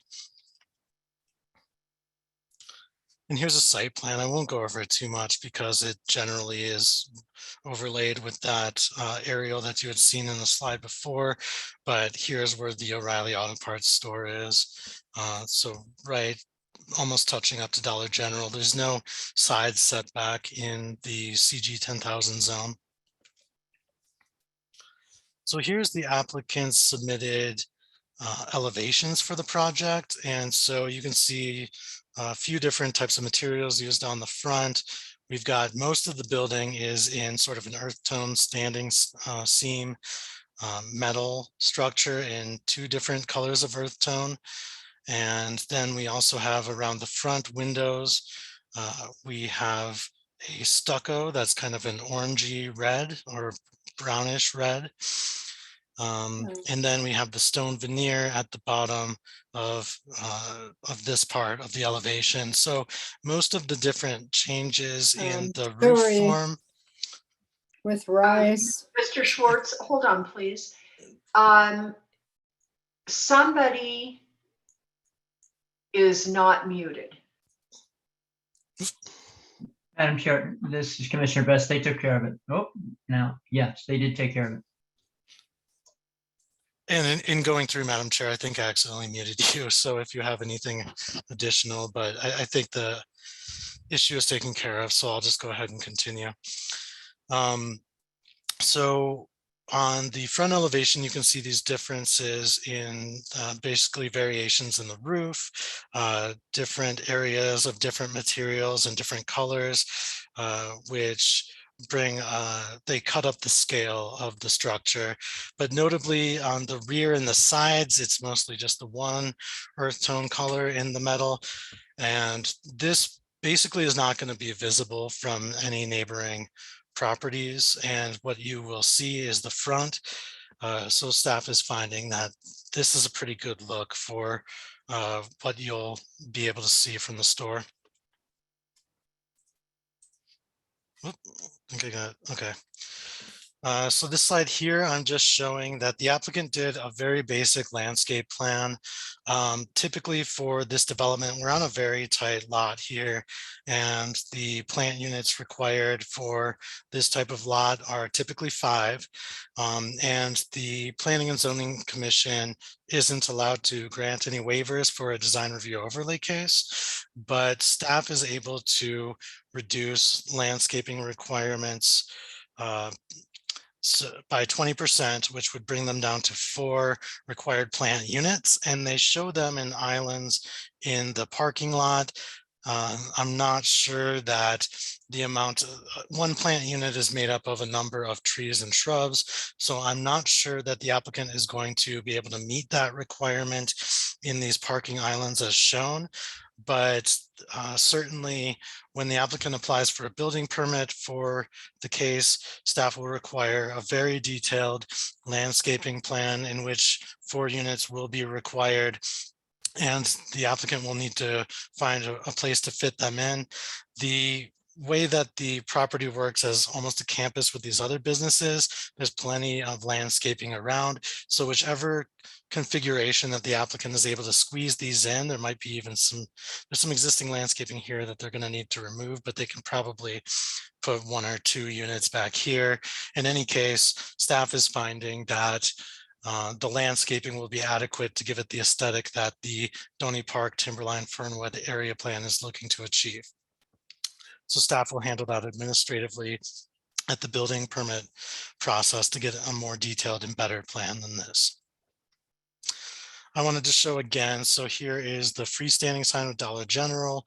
There's a space here for O'Reilly's to advertise, and in their application, O'Reilly gave us, or the developer gave us, 2 different options that they might go with to fill that space. And so you can see on the top, option A is more of a fire engine red. The area plan asks for colors and materials that are more consistent with earth tones or colors that blend with the natural environment. So they did provide an option B, which is kind of maybe a more, not quite maroonish, but more, it's got some more earth tones to it, maybe a brownish. And so staff has conditioned or recommended a condition that the O'Reilly use this color for the option B. That should meet the design review overlay requirements. As far as consistency with the design review overlay guidelines, I've laid all of the guidelines that I felt were applicable to the case in the staff report. And so I'm just giving a summary here.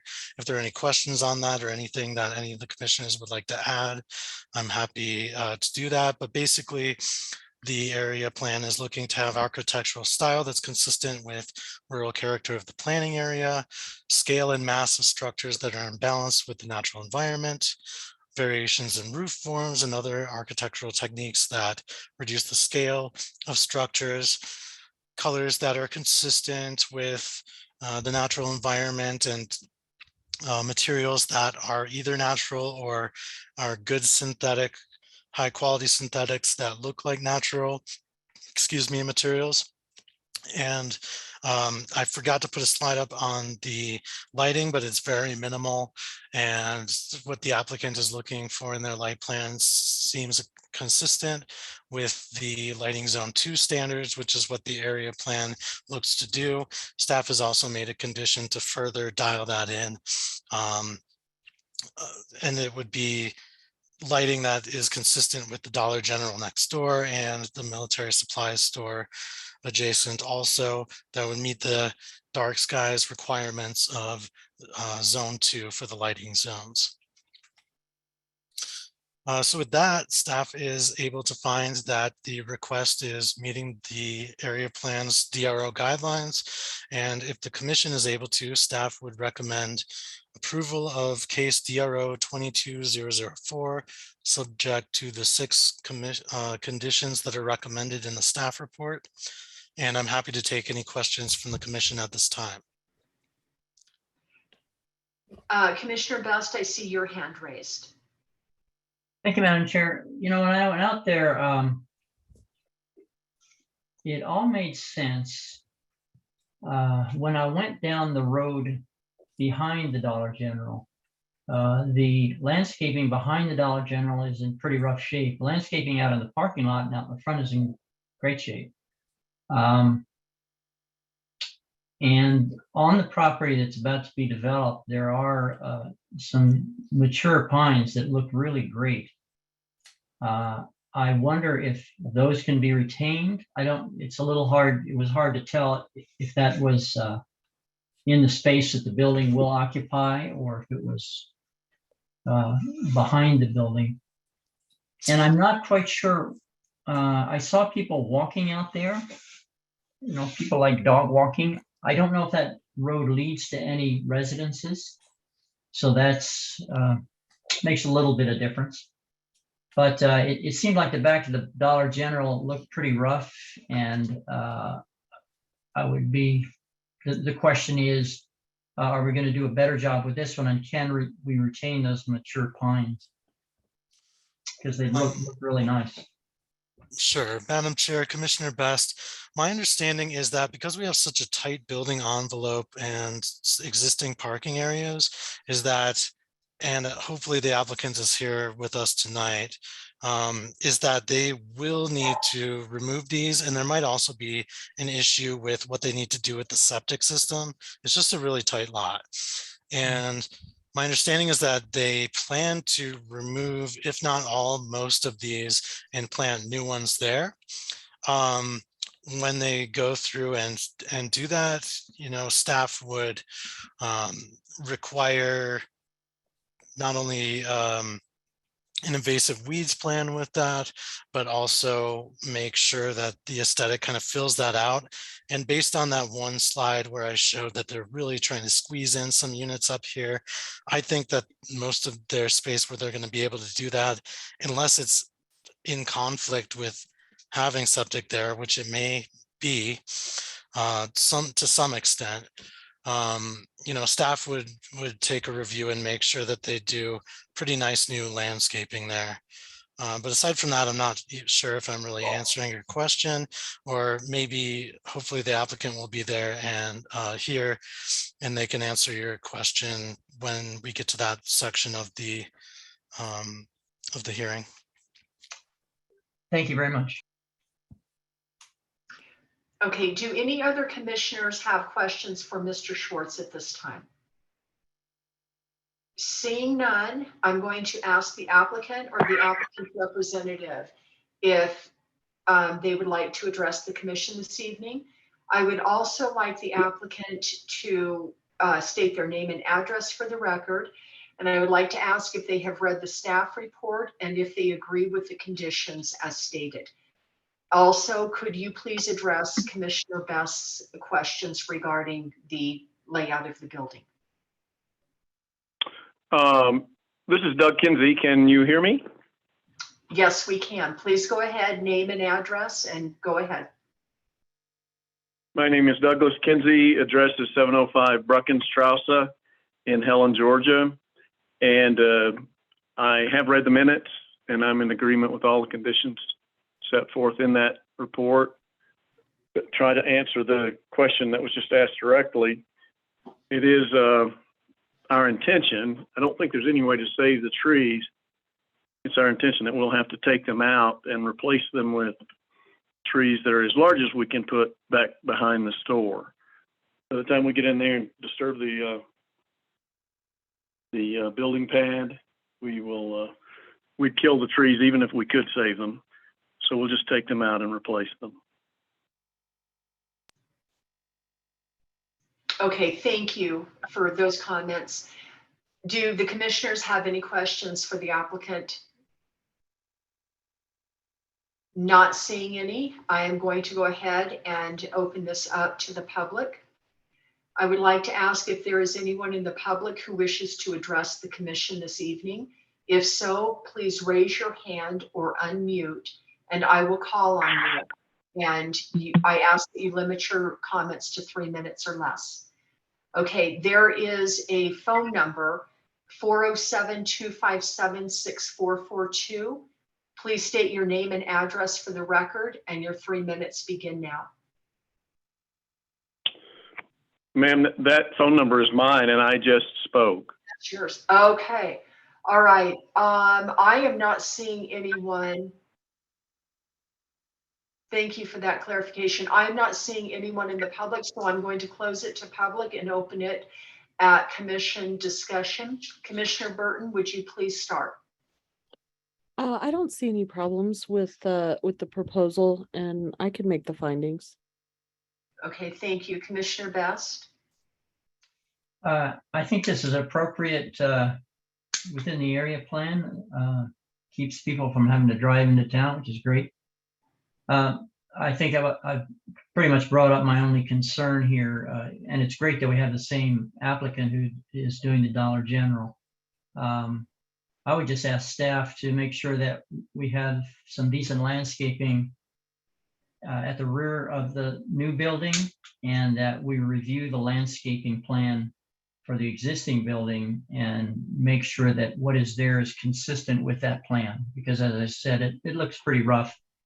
And I was out there, there may not be many residences back there, but I was out there in the evening. There were people walking around and enjoying the area. So I think it'd be appropriate to make that landscaping look nice. Other than that, I can make the findings. Thank you. Thank you, Commissioner Best. Commissioner Ruggles. Okay,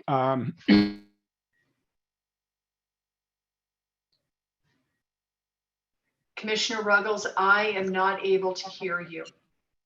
there we go. There you go. Okay. Okay, we can hear you now. Go ahead.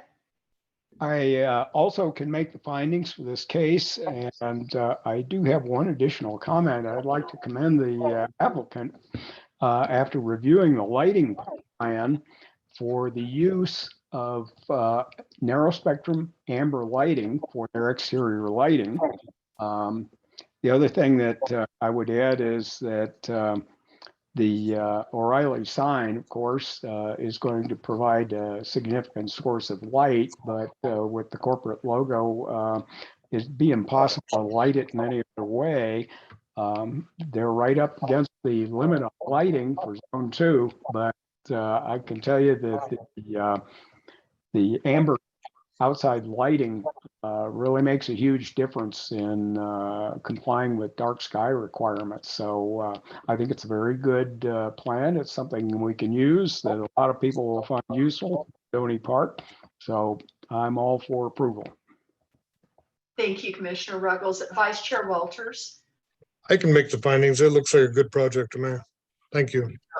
Okay, Commissioner Clifford. I can make the findings. It's going to be a great location for this, especially us that live in Stony Park. We don't have to drive all the way in town. Okay, thank you. And this is Chair Ontiveros, and I concur. It's a very nice looking development. So let's go ahead and move to a motion, please. I make a motion to approve case number DRO-22-004 as presented. I will second that motion by Commissioner Walters.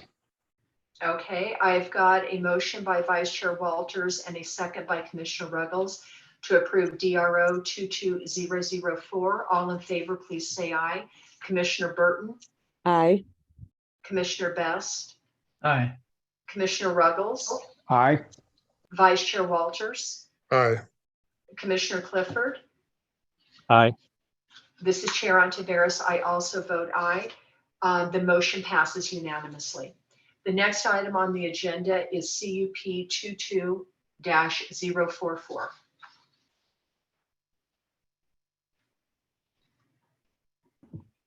Thank you, Madam Chair. Let me just set up the presentation. Okay, CUP 2244 pertains to the Deer Farm Wireless Communication Facility.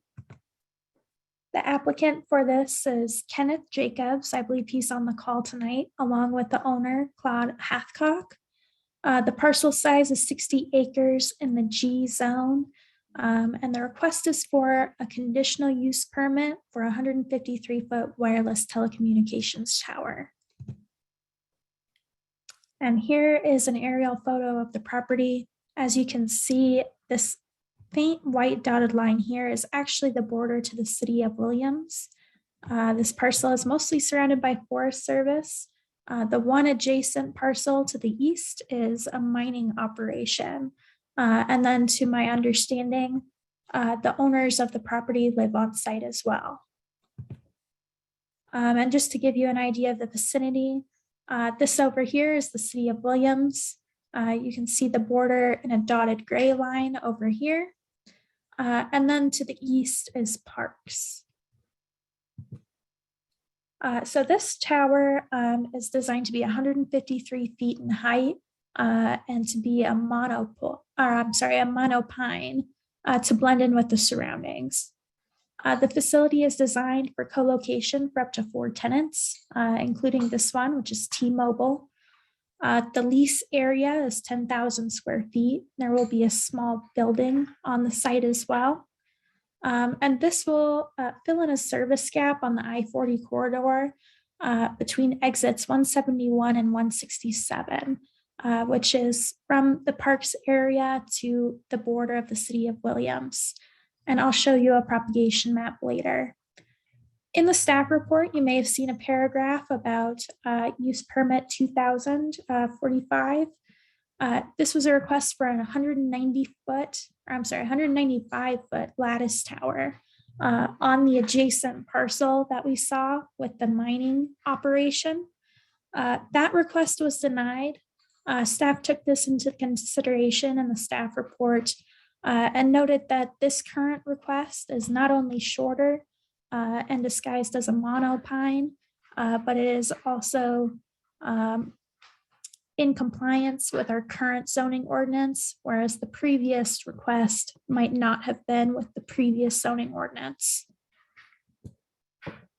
And here's a photo of the east elevation. As you can see, this very distant, very small text says it's 153 feet in the overall height. So from ground level up to the very top of the monopine. And the applicant has stated that the tree line is approximately 85 feet tall. So the preferred criteria for a wireless communications project is met in 3 and 8 out of our standards. The third criteria is concealed and camouflage facilities. The 8th criteria is a new tower in the G zone, 100 to 199 feet in height. The potential disfavored criteria that this project could fall into is that it's within the highway corridor of I-40. So I will show the commission some photos from the photo simulations. This should have also been in the staff report, so you can judge whether or not this meets this criteria.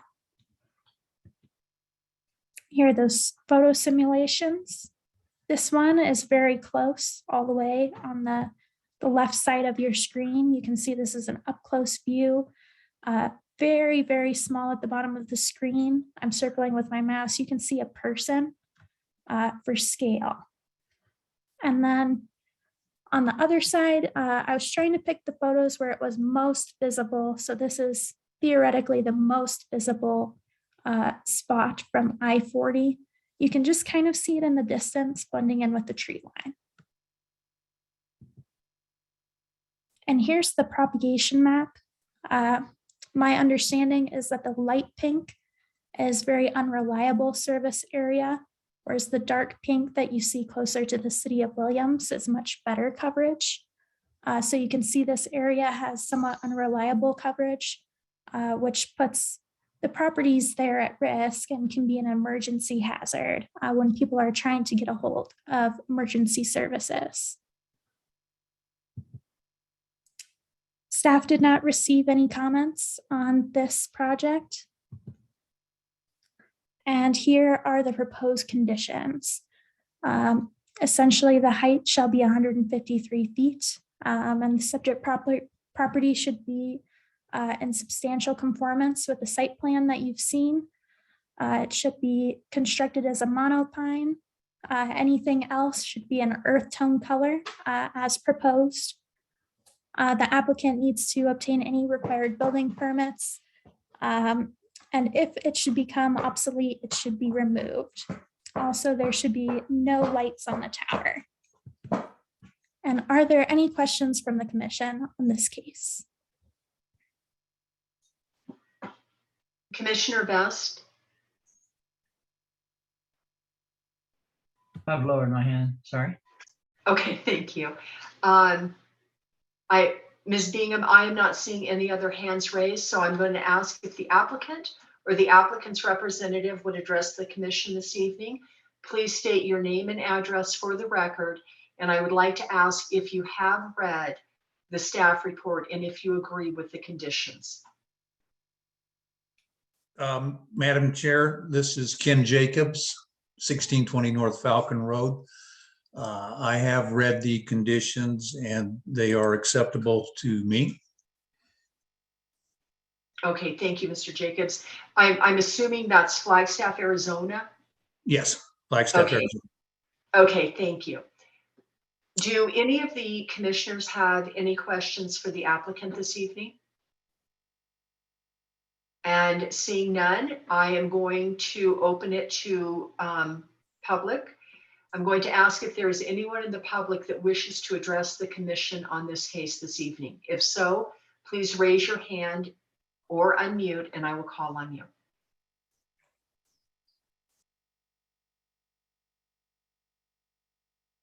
Okay, I am not seeing any. So I'm going to close the public participation section and open it to commission discussion. Commissioner Burton. I can make the findings. It looks like it's far enough off the road. It'll blend in fairly well and it'll provide a much needed service to that area. Thank you, Commissioner Best. I can also make the findings. I think we're getting better at building fake trees and I don't think anybody will notice it.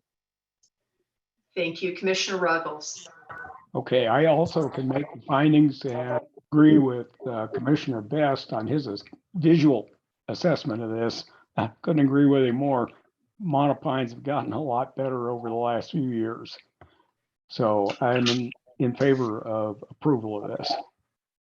Thank you, Commissioner Ruggles. Vice Chair Walters. I can make the findings. Thank you. Thank you, Commissioner Clifford. I can make the findings. Thank you. And this is Chair Ontiveros, and I can just tell you personally, this is going to be really good because there is a lack of coverage in that area. I also feel that this in the photo sims, I doubt anyone is going to notice this at all. So I think that this is a good project in the right place. With that, I will accept a motion in a second, please. I'm going to make a motion for approval of case number CUP-22-044 as presented. I'll second that. Okay, I've got a motion by Vice Chair Walters and a second by Commissioner Best for approval of CUP 22044. All in favor, please say aye. Commissioner Burton. Aye. Commissioner Best. Aye. Commissioner Ruggles. Aye. Vice Chair Walters. Aye. Commissioner Clifford. Aye. And this is Chair Ontiveros. I also vote aye. The motion passes unanimously. The next case on the agenda this evening is CUP 22066.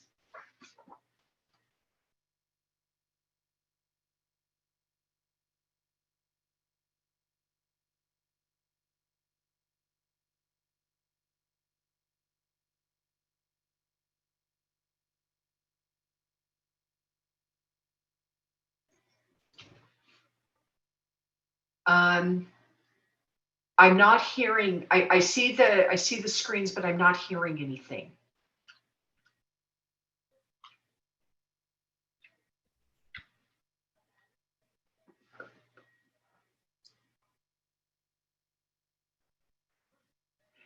Mr. Short?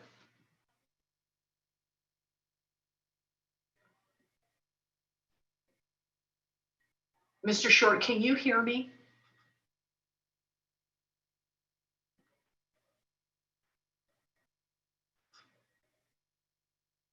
Can the other commissioners hear the presentation? Nope. We not can- yet. Nope, Okay. cannot Nope. hear. Okay, thank you. Mr. Short, are you able to hear me or Mr. Short's, actually anyone from staff? We're not able to hear the presentation.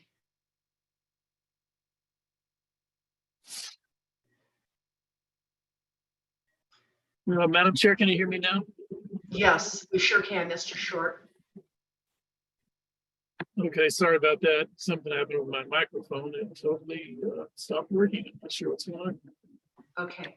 Okay, I will go ahead and begin again. Sorry about that. Okay, thank you.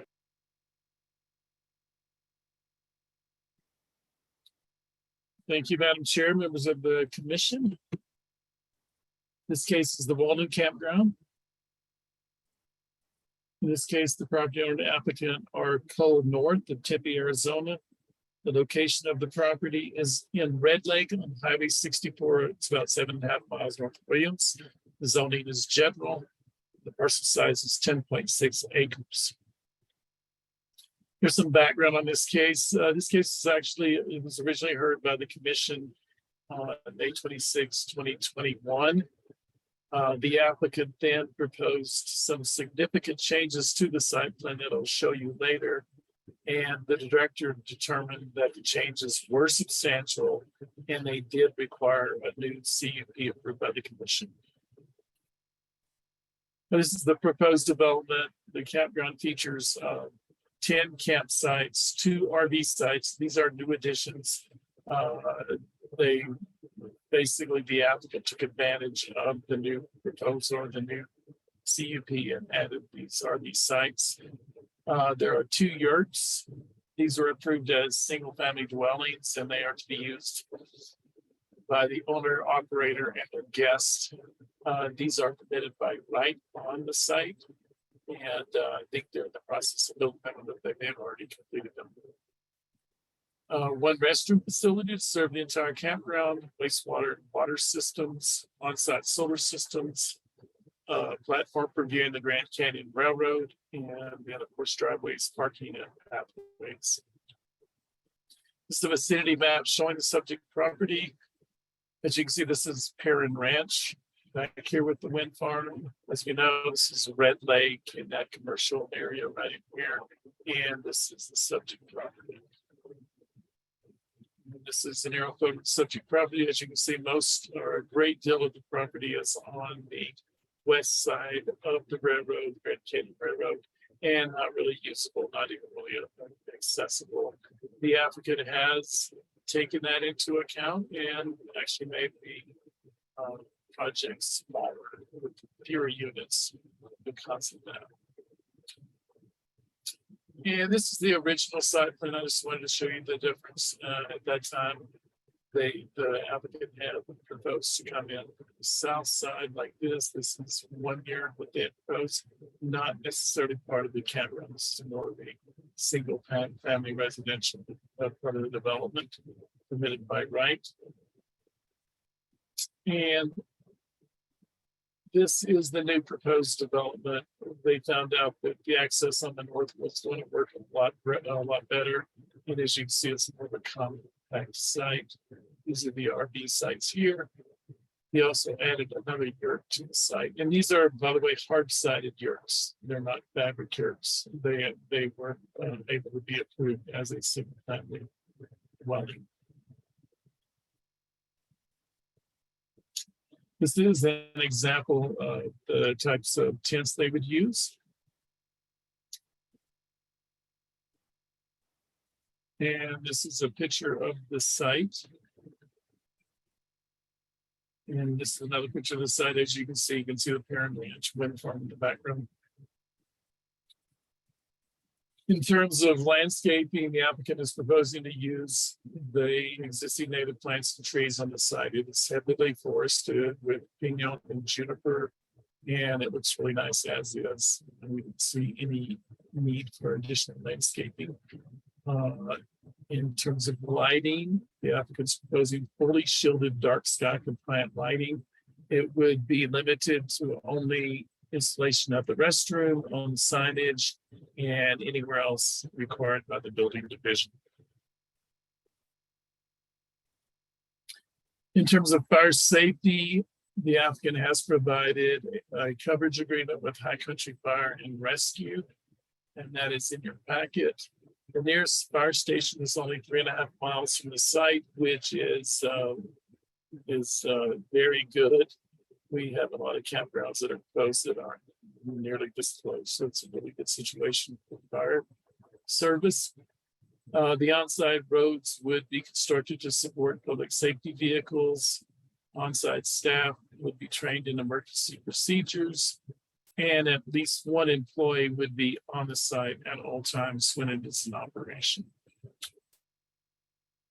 Fire safety continued a little bit. The applicant only proposes propane fire rings at the campsites with possibly one larger, like communal fire pit on the site, so it could be more closely controlled. The applicant is asking that maybe in the future, if it's approved by the fire chief, that they could have fire pits if they can be done safely. The fire pits are addressed by the fire chief in the safety requirements. A fire-wise emergency response plan would be approved by the fire chief. In terms of neighborhood compatibility, the quiet hours would be from 8 p.m. to 7 a.m. Campground staff would be present at all times to mitigate excessive noise. Existing trees, there are quite a bit of forest out here, so the existing trees and of course the 15-foot required buffer would provide screening to adjacent properties. There are currently no homes on any of the adjacent properties. Although there is a campground located adjacent to the property to the south, it is currently seeking a CUP. It is not currently in compliance. And so it is not an approved campground at this point, but it is working toward approval. In terms of citizen participation, this was a previously approved CUP just last year. The director waived the requirement for an additional citizen participation plan because there were really not any additional impacts than, because this has not grown much in size at all. Property was posted and neighbors within 1,000 feet were notified of this project. And these are the findings for a conditional use permit. I have addressed those in the staff report if the commission would like to discuss any of them. And I did want to remove or make one change. I don't know if you're seeing this the way I am, but I did want to make a couple of changes to conditions possibly. This condition, originally ADOT had contacted us, as I discussed at the last study session, and indicated that they wanted the two campgrounds to cooperate in their TIA, their traffic report. So I had originally required that, but the applicant did get in touch with ADOT, who got in touch with us and said that that's not really necessary at this time. And in fact, it looks like the applicant has already provided a sufficient TIA to ADOT. So I simplified that condition greatly just to require that the applicant comply with whatever requirements that ADOT has. And then in this case, I'm trying to preempt, I think, something that Commissioner Ruggles is going to bring up. If you can tell me if this is correct or not, but it seems like he wanted to add that A into condition 14. So he can let me know if that's the case or not. Mr. Short, that is absolutely correct. Thank you. Thank you, Mr. Ruggles. And with that, if the commission can make the findings, staff recommends approval of CUP 22066 with the recommended conditions. And with that, I'll take any questions from the commission. Commissioner Best. Just a couple of minor things. Is the other campground to the north or south? Oh, to the south. Did I say north? No, you said south. Okay. Yep. I thought it was to the north. There's also a mention of a gate. Do people actually have to get out and operate a gate to get off the highway? Commissioner Best, yes, that is correct, and that has been addressed. I think the applicant might be able to talk about that. That gate may have to be moved. Some changes may have to be made to that. I have been there, and right now it is very difficult to get out of the gate, shut the gate. So the applicant's looking at some options for his access. He may request another access from ADOT right adjacent to this one. If you're in that area, let's see if I can see that on the aerial photo. If you can see this, if you come off the highway, the gate is right here. And then this access easement goes north. There's a road that goes north. It's within an access easement. So as you can see, if you pull off right here, he could also just create his own access right here. So in one way or another, that gate will be addressed. In fact, when they don't sit in the last, some of the comments were that the gate might cause additional issues that have to be addressed with the enforcement permit, because it might cause people to kind of, queue at that point, cause issues for getting off the highway. So that's something that ADOT will be addressing with their enforcement permit. Okay, as long as ADOT's on it, yeah, we wouldn't want 2 or 3 vehicles there together, being too close to the highway. Those are my questions. I appreciate it. Thank you, Commissioner Best. Do any other Commissioner Vice Chair Walters? Yes, in going through this with staff analysis, the maximum density 2 per acre, that's it says it's conforming. 14 units on 10.6 acres is 1.32 per acre. We're not talking about 10.6 acres. They're actually operating off of half of the property. Is that not correct? Vice Chair Walters, that is correct. However, we have looked at it. There's different ways, I guess, to look at this, but it's a 12-acre parcel, and he has cut back quite a bit on the density. He hasn't conformed completely, I would say, to this particular, to this size, the portion of the parcel that is across the railroad track, but I think he's done a very good job. And you also have to think, 2 of the units are single family, but those are meant to be counted. So you are correct, there is 14 in this case. We do tend to take into account the entire parcel. The rest of it is, it's a way of clustering. The comp plan supports clustering. So in that sense, this parcel, the portion of the parcel across the track would be basically saved and preserved. So staff has looked at it that way, taking into account the entire parcel. Rather than just the portion that would be developed. Well, I'm all for clustering and certainly understand that, and I've built my projects in that way. In this situation, we're talking about essentially a piece of ground here that's totally unusable and not physically connected with these 2. So we're being very generous with them in working with them on this piece. If the director and staff is comfortable with this, and I'll stop there. I'll quit beating the drum on this, but I want you to thinking about that in the future. Thank you, Vice Chair Walters. We certainly have looked at that. And if you'll see, if the next campground comes in, you're going to see a lot more density than you're seeing of this one. So that is definitely a consideration. Thank you, sir. Do any other commissioners have any questions of staff? Seeing none, I'm going to ask if the applicant or the applicant's representative would address the commission on this case.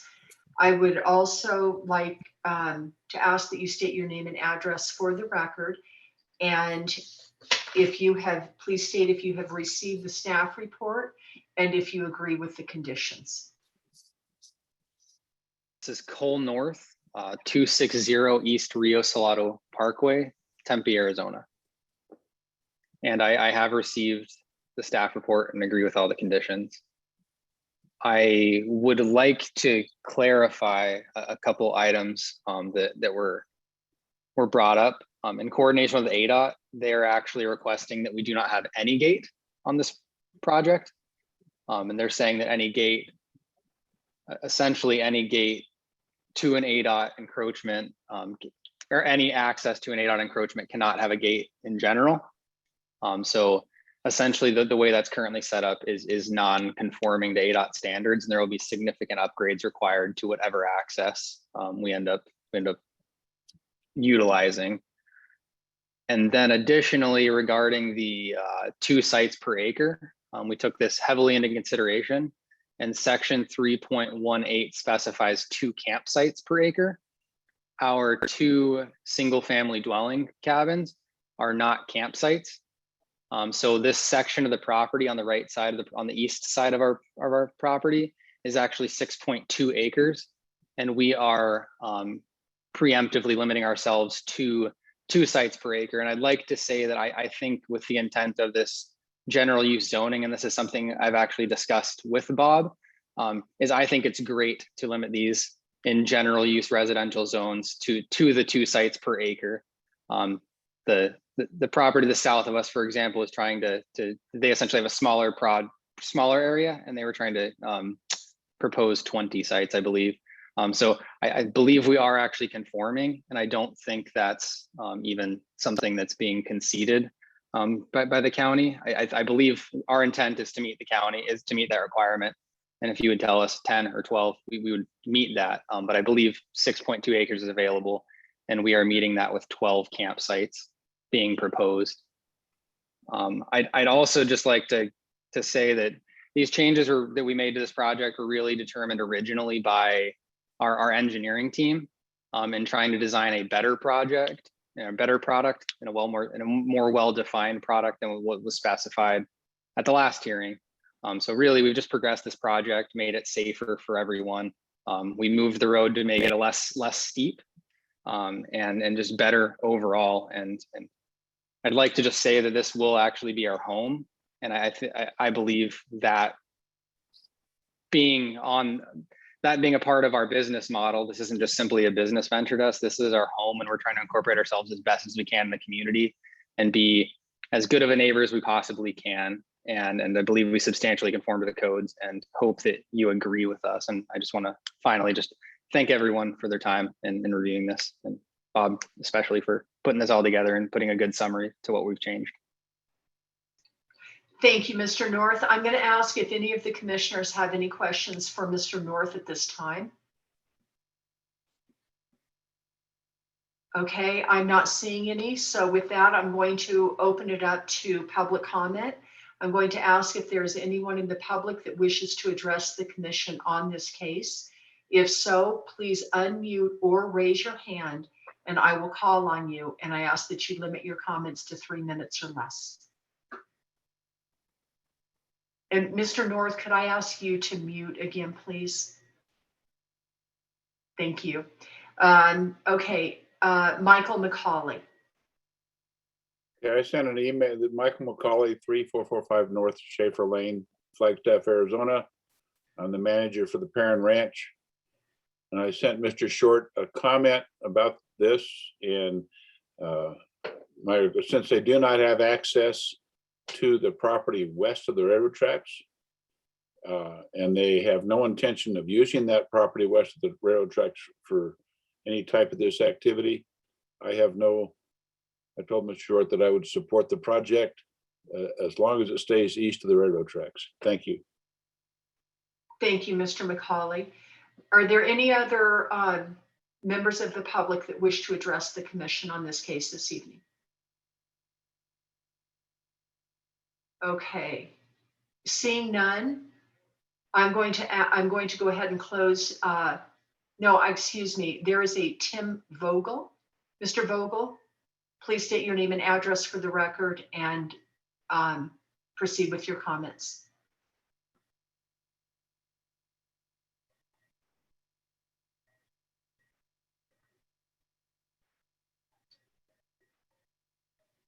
Okay, Tim Vogel, can you hear me? I see that you're unmuted, but we cannot hear you.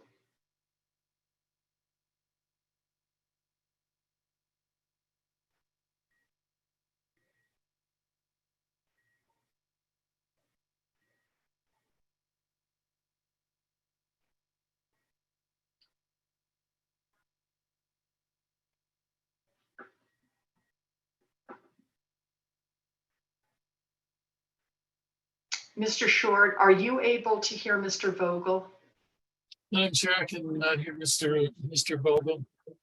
I do see that he is unmuted. Yeah.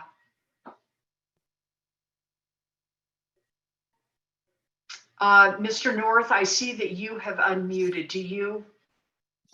You know anything? On the last hearing, I know he had difficulties as well, and I gave him a call and just put him in over my speaker. I can see if that'll work.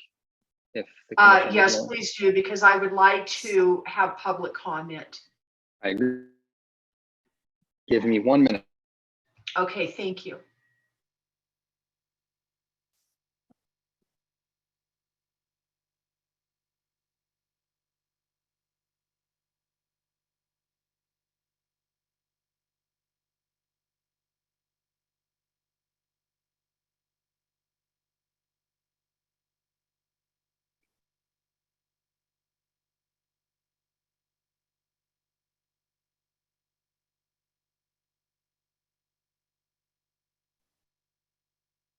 Okay, I have Tim Vogel here. I'll see if you can hear him.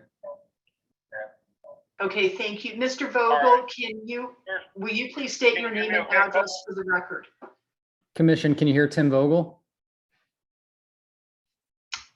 No.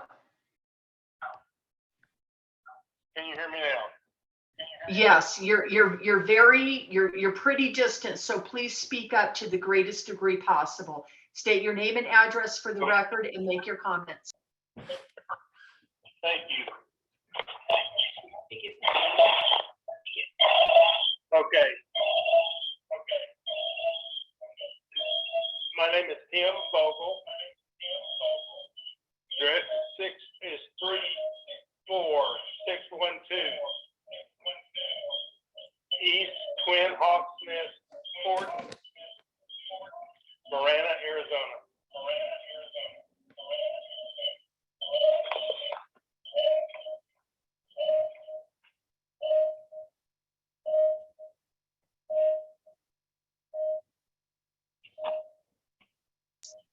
Okay, go ahead, Mr. Vogel. Okay, first of all, I've had several conversations with Mr. North, and I know his intentions are good to put up a good quality campground here, but I'm still concerned about commercial use of the zone G property. We own 18 acres adjacent to this property and intend to build our retirement home there. We're just concerned of the traffic, everything comes with a bunch of people that are in the middle of the course and don't understand the course. The wildlife on this property is unbelievable, and I hate to see that and the beautiful forest destroyed, as has already been done on that campground to the south end, and would be to some extent the eastern half of the property sold to the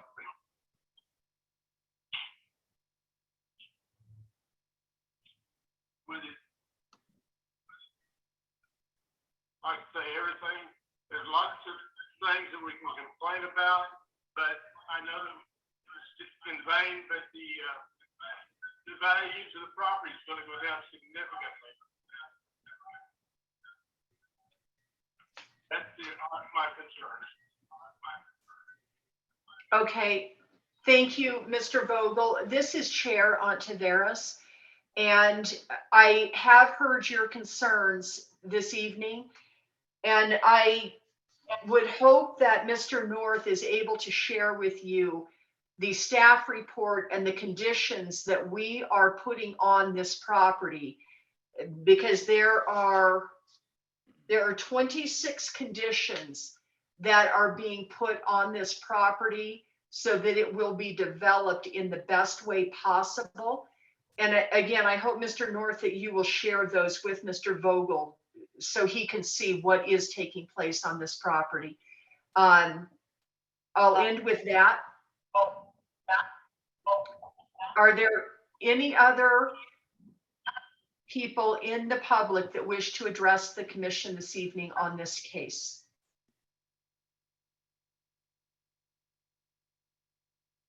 Okay, I am not seeing any. Excuse So me, I'm Chair. going to, Excuse me, Madam Chair. yes. I believe Tim Vogel's wife would also like to make a statement. Okay, can she do that through your contact there? Yes, she says she's on the phone. I heard her. Okay, yes, please have her state her name and address. Go for it, Ramona. Okay, it's Ramona Vogel, 34612 East Twin Hawks Nest Court, Marana, Arizona. And if you would, this is Vice Chair Walters, if you would please shut off your computer audio so you'll quit that feedback loop. Okay, in fact, I think I can move away from my husband and that's gonna help. So here's a couple of things that I just want to add. So as we said, we talked to Cole. We know he's trying to really do a good project. That's not the issue. And we want to end up as good neighbors. But our concern is that project that's going to the south, that is such a disaster, an eyesore. There's junk all over the place. They dump their trash all over the place. I've spoken with the fire department. He's told me that they've had numerous run-ins with those people down there from not following the guidelines that you guys put out, and yet they continue. So what guarantee are you going to give me that if something goes wrong for Cole, that we're not going to end up with 2 eyesores on 20 acres? Because you're allowing those people to continue to function. There are people down there, they literally locked us out of the gate one night, and I called the police. So what guarantee can you give me? And their excuse for locking us out was that someone had come through the gate that they felt like didn't belong there.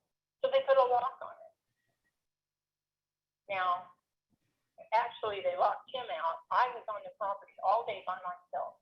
Had there been an emergency, and I would have called for an emergency vehicle, how long do you think it would have taken to get that gate open and come give me some relief?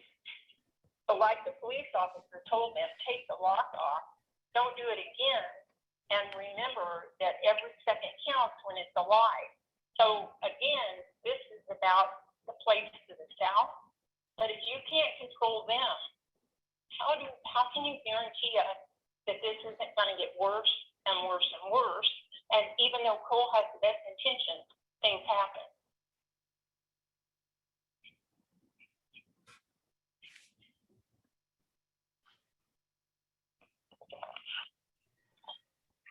This is Chair. Thank you, Ms. Vogel, for your comments. This is Chair Ontiveros, and I have heard your concerns. And I can tell you that I do believe we're probably speaking about the same property that is being dealt with. And we do have a code enforcement officer in Coconino County that deals with the exact situation that you're talking about. So if this did go really bad, there will be relief that would be offered from the code enforcement officer of Coconino County. It would not be able to continue indefinitely. And that is the best that I can give you. There are no guarantees. So I'm going to ask if there is anyone else in the public that wishes to address the commission.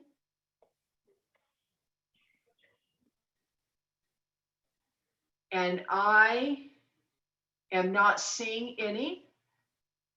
So at this point, I'm going to go ahead and close it to public comment, open it up at commission discussion. Commissioner Burton. Yeah, I think it's a good proposal, and I'm a lot more comfortable with it given the fact that they're going to be living on site. So I don't foresee them allowing an eyesore and things like that to happen. So I'm pretty comfortable with this proposal. Okay, Commissioner Bess. I generally agree. We do have a renewal in 5 years, and I just want to encourage folks in the public that you can contact the county with complaints. The public and the applicant should know that in 5 years, we'll be looking at complaints and taking those into consider to see if we renew this use of the land. And, you know, this applicant is not responsible for the problems to the south, and hopefully we'll be able to show the neighborhood that we can take care of those problems. So I can make the findings.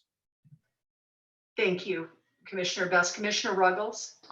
Yes, I also can make the findings, and I concur with Commissioner Best in his assessment. Also agree with your statement about enforcement. I do know our code enforcement officer, and I think that considering all things, we have an excellent person in the job who is very dedicated to doing the best he possibly can with this respect. And unfortunately, we do have to divorce what is going on with the property to the immediate south from consideration of this CUP. So that being said, I do have to say that I can support this. I can make the findings. I think Mr. North has put forth an excellent proposal here, and I would be in favor of approving the CUP. Okay, thank you, Commissioner Ruggles. Vice Chair Walters? I definitely warmed up to this project when I looked at some of the problems that we had along this corridor and some of the projects that have come in. I think this is one of the best ones. I'm really happy to hear that they're going to be living there and operating this. The problems that we have with some of the others don't necessarily bleed over to these projects, but it does give us things to look at. We're hoping that, and I'm hoping anyway, that this is going to be one of the shining stars that we point everybody to look at and to model from. So I can support it. I will support it, and thank you for all the work that's been done on this. Thank you, Vice Chair Walters. Commissioner Clifford? I can make the findings, and I'm pleased that that the owners are going to be on site. That is going to keep it running at a much cleaner direction than a lot of them are. Thank you, Commissioner Clifford. This is Vice Chair Ontiveros, and I'm just going to echo the other commissioners' comments, especially the fact that the applicants are going to be living on site. That goes a long ways, and basically that means that there's going to be no excuse, Mr. North, for any kind of the shenanigans that are going on, you know, to the south. But I think just listening to you, seeing how you have developed this property again, I think, like Vice Chair Walter said, I think you're going to be the example that people are going to be able to look at. And so with that, I also can make the findings, and I will accept a motion and a second for approval, please. I make a motion for approval of CUP-22-066 as presented. I would like to second that motion. Okay, let's back up here because we need to do a modification for conditions number 11 and 14. So Vice Chair Walters, I would just ask that you restate your motion and include the modifications as stated by staff in conditions 11 and 14, please. I apologize for that blunder. No I'd like to worries. make a motion for approval of CUP-22-066 with the modifications made by staff.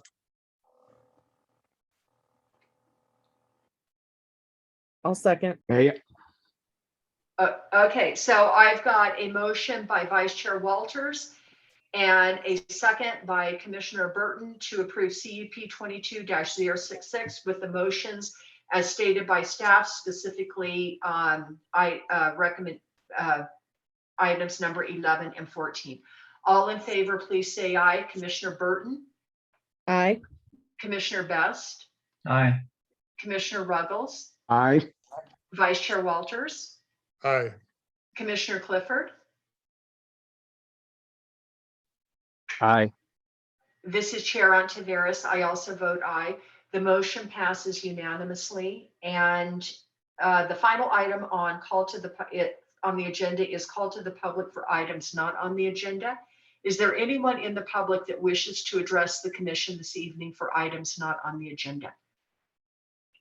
And seeing none, my clock shows 6:50 p.m. and the meeting is adjourned. Thank you all. Commissioner Clifford, I just want to thank you because I know that being here for you this evening has been a bit of a challenge. And I just want to thank you for being here and making it happen so we would have a quorum. My pleasure. Okay, thank you so much. And with that, good night, everybody. Good night. Good night. Good night, Good all. night. Good night.